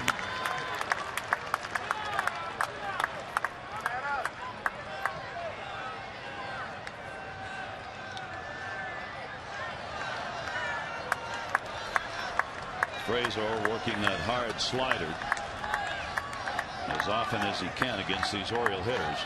2-1. Dead right on that one. 2-2.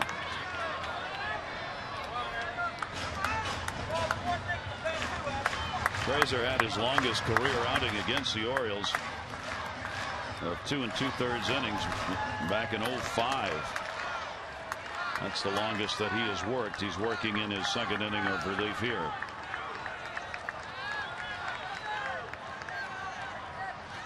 Two to Jones, and he is gone. Wow.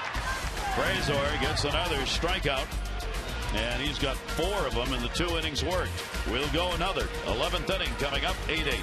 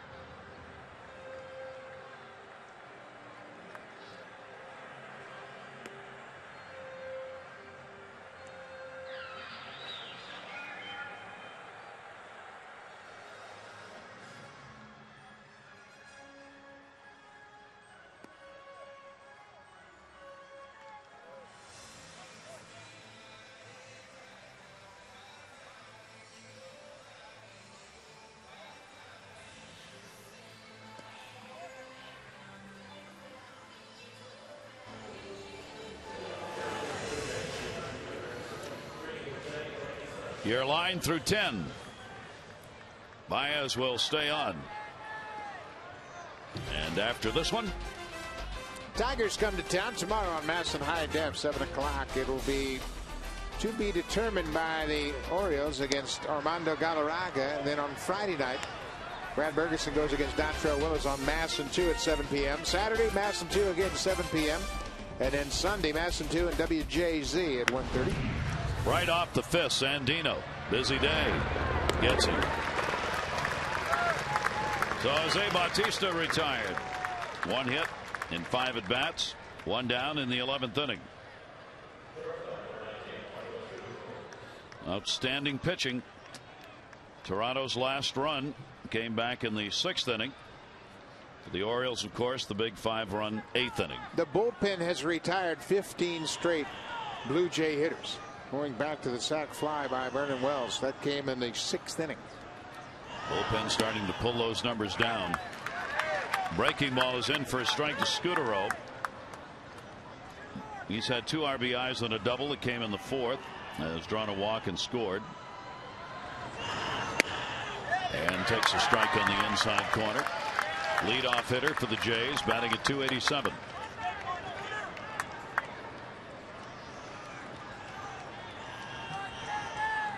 Baez with the 0-2 delivery, and that'll be in the dirt and skips back. A 1-ball 2-strike count on Scutaro with Hill waiting on deck, top of the order.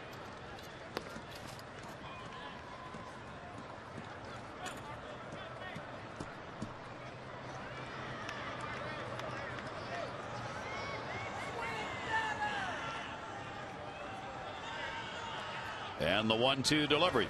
And that's going to be a base hit into right center field. Jones over to get it. Scutaro will stay with a single.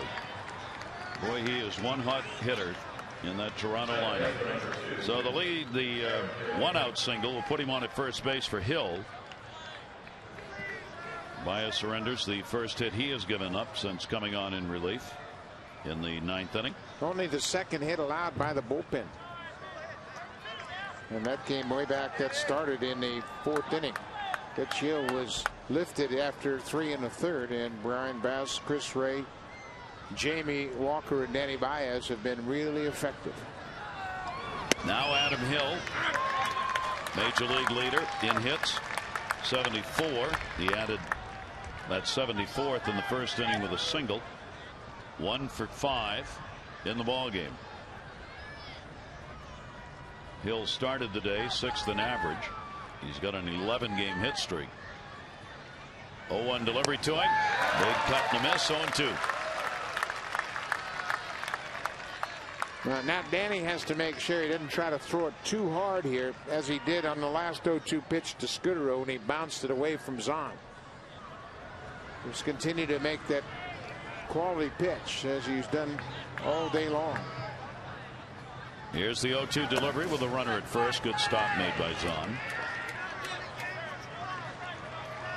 Hill hits .340 against the right-handers. That's the 10th best number in the American League.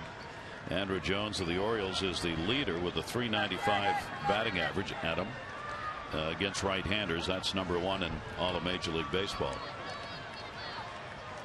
1 ball, 2 strike count.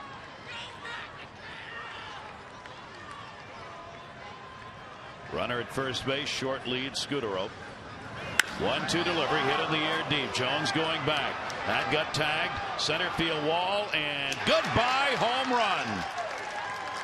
As Hill delivers a 2 RBI shot in the 11th inning, and Toronto goes back on top 10-8.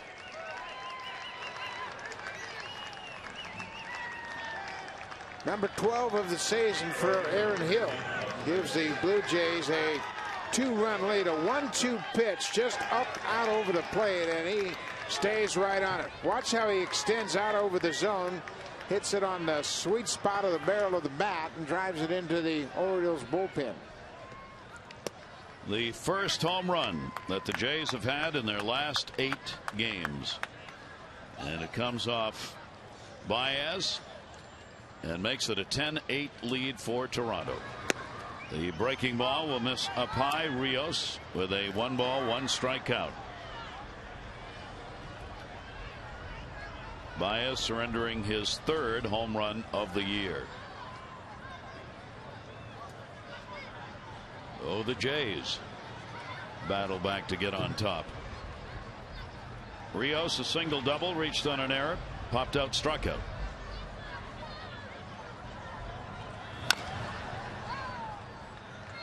Takes the count to a ball and 2 strikes. Boy, when Danny is down, that's almost unhittable right there. That last fastball was down bottom of the strike zone with a lot of late movement. And how about Marco Scudero? He has been a pain in the side of the Orioles all series long. Towering fly ball to right field. Marquez checking, has room. Rios is retired. 2 down.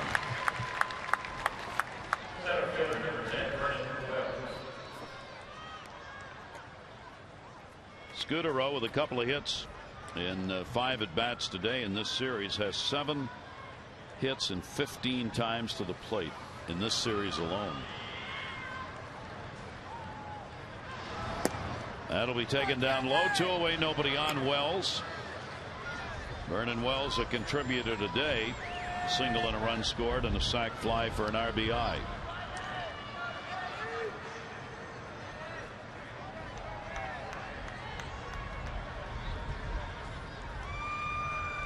Orioles in the bottom half of the 11th. Marquez, Huff, and Mora will be due up. And the 1-0 delivery. That's going to be a base hit into right field. Wells went after one that was up and away and just drove it. So he's on with his 2nd hit of the ball game with 2 down here in the 11th. Rick Kranitz is going to come out and give Danny Baez a little bit of a breather here. It's been a long inning. This is his 3rd inning of work, just to make sure that he can catch his breath here and make another good pitch and get out of this inning. Good part of the order coming up for the Orioles in the bottom of the 10th inning. Marquez, Huff, and Melvin Mora, first 3 batters scheduled. Baez has worked as many as 3 this year. He had a 3-inning outing against Texas on the 26th. Left-hander Mark Hendrickson in the bullpen.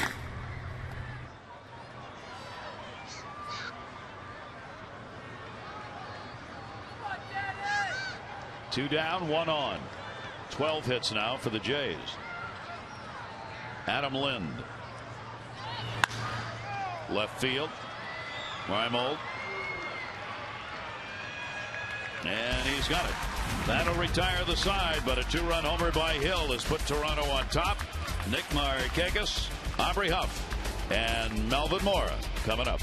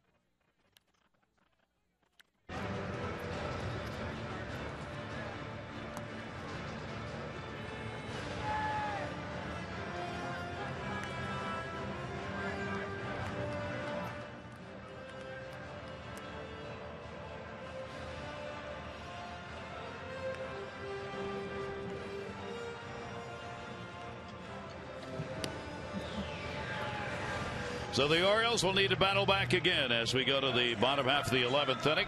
Nick Markakis will lead it off. 8th inning, 2 runners on as Markakis drills a shot down to the right field line. 1 run comes in. Andino comes in to score. Adam Jones is thrown out of the play, but Markakis tied it up with that RBI double down into the right field corner. The Orioles gambling, and it was a good gamble at that point to challenge Rios, Hill, and the catcher Rod Barraus to make a play. They did to cut down the go-ahead run in the 8th. B.J. Ryan will come on. Jason Frazier, 2 innings, 1 hit, 1 intentional walk, 4 strikeouts, the pitcher of record. And Ryan on to try and record a save here. Nick Markakis, the 1 for 4 in the ball game, and Ryan's pitch is down low for a ball. So can the O's rally again? Ryan has had his problems trying to get back into game shape. Markakis 2 for 3 off him with a home run in the only times he's faced him.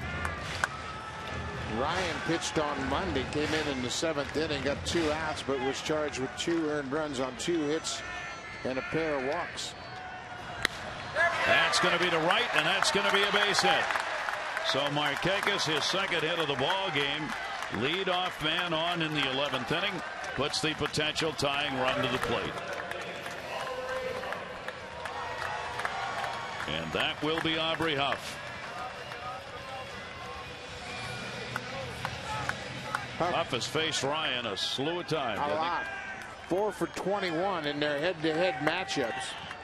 But B.J. Ryan isn't quite as dominant as he once was right now. His fastball about mid-80s. Ryan's delivery to him. That will miss down low for a ball. Aubrey Huff, last 2 times up, has had singles. 2 for 5 ball game. Gets ahead on the count here, 2-0. 15 hits now for the Orioles.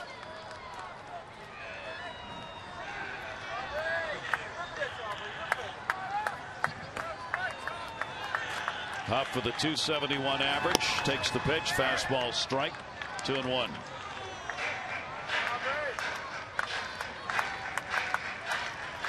Ryan 2 for 4 in save opportunities.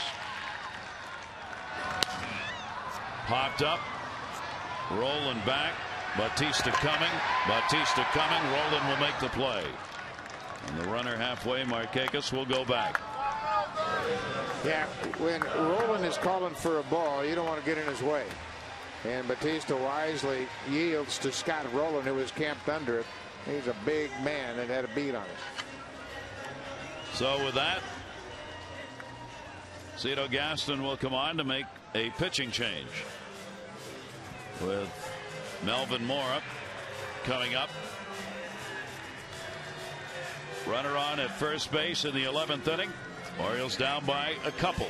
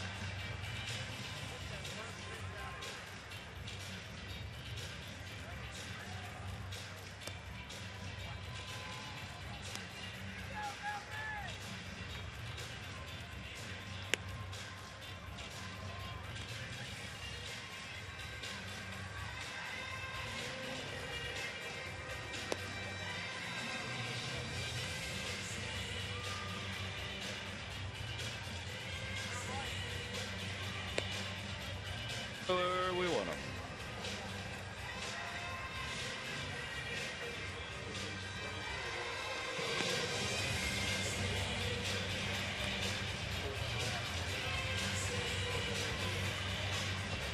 Brian Wolf comes out of the bullpen, as Ryan will only work a third of an inning, give up a hit. He's responsible for Markakis on at first base, and for the second time in this series, the Orioles will see this right-hander. Brian Wolf was recalled from Las Vegas AAA on the 1st of May. He pitched in the first ball game here on Monday. Came in with 2 outs in the 7th inning. Got Ty Wigginton to hit into a fielder's choice, and then had an uneventful 8th inning of work in that 4-1 Orioles win. Brian Wolf, he'll try and convert the save. Runner on at first base. 28-year-old right-hander. Next to Melvin Mora. Mora's had a single, 2 runs scored. 1 came when he got on a walk.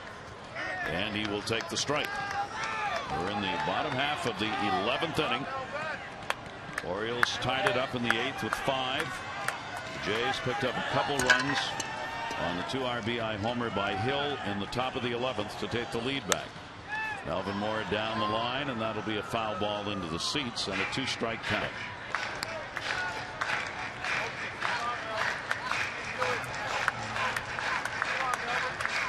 Mora 0 for 3 off Brian Wolf.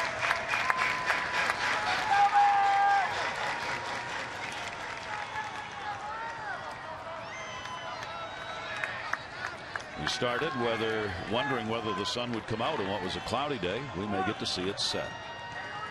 0-2 count. Mora check swing. Did he go? No.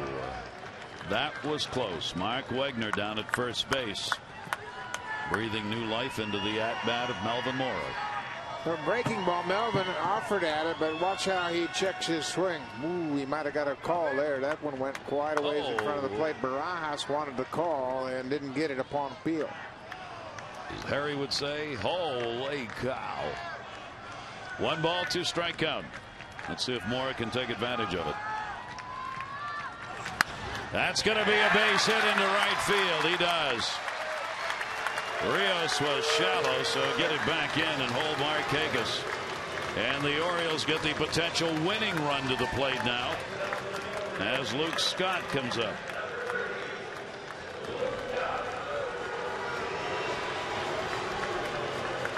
Scott didn't know he was going to get to play maybe 2 games on his day of return. Coming off the DL, rejoining the ball club after missing 14 games. And in his first at bat in the 2nd inning, delivered his 6th home run of the year The 2 RBI homer off Roy Halladay. Now the right-hander Wolf, and that's up for a ball. Dave Tremblay has to be proud of the way his guys have come back today. 5 runs in the bottom of the 8th inning when it looked like they were going to take a loss here. 16 hits for the O's. Scott, not the kind of swing he wanted on that one as he got fooled. Good pitch. 1 ball, 1 strike count. Pretty good fastball. I don't know if Luke saw it, but it was a fastball on the outside part of the plate. He just kind of waved at it. Shouldn't be tough picking up the ball yet. Shadow's still not an issue. 1 ball, 1 strike count. Runners off first and second, and foul that one back. 1-2. Only 1 down. We're in the 11th inning. Orioles need 2 to keep it going, 3 to win it.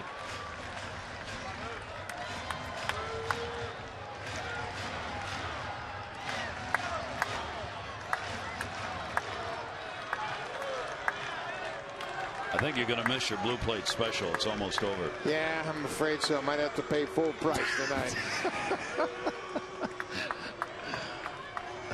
Here's the 1-2 delivery. Luke Scott, ground ball, base hit into right field. It'll score 1. Big play coming at third. The throw cut off. The Orioles making a 1-run game, and Mora goes to third. Luke Scott, the RBI. Boy, Alex Rios had a little bit of a bobble in right field. Melvin Mora was challenging his arm. Luke Scott delivers another RBI base hit. He's been on base 4 times today. That's a ground ball through the right side. Alex Rios comes up. Watch the little bobble here. It takes a little hesitation, and that allowed Melvin Mora to move into third base. Markakis, who had singled to start the inning, scores, and once again we've got a 1-run ball game. What a comeback for Luke Scott into the roster. 18 RBIs now, 3 of them today. Runners at first and third. Looks like they're going to run here. Checking the lineup card. Cesar Asturias is going to run for Luke Scott. Tell you what, the bench has been big today. Coming in, and Asturias now. Obviously Asturias, who is a very good base runner, 8 for 8 in steals, represents the winning run.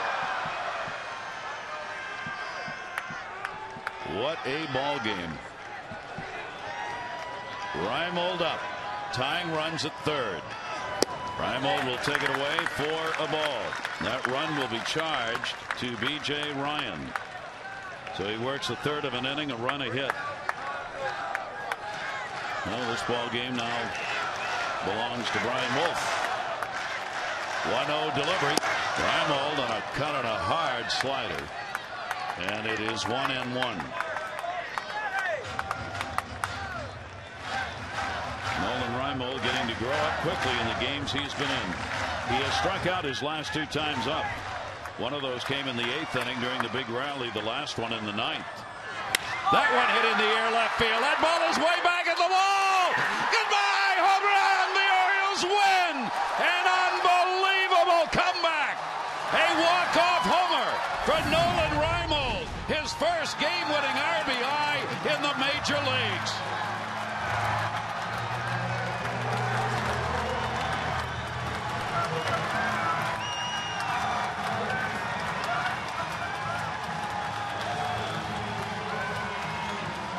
Two strikeouts and then a bomb. A low line drive into the seats. Look at the extension Reimold gets. He has shown tremendous power, and Reimold, with his 4th home run of the season, the ultimate home run, a walk-off home run, another improbable comeback for the Orioles. 5 in the 8th and 4 more here in the 9th. An unbelievable baseball game that the Orioles had to come back on twice. It is their first 3-game sweep of the year, their first sweep of Toronto since '94. And the Orioles come away with a win. So they take the sweep And that's 9 in a row Toronto has lost. It'll be the Tigers coming in tomorrow. Probably David Hernandez for the O's. Armando Galarraga for the Tigers. 6:30 O's Extra, presented by AT&T, followed by the game at 7. For Buck Martinez and Amber Theo Harris, I'm Gary Thorne. This has been a Masson presentation. One heck of a game. Coming up next, O's Extra, Jim and Rick.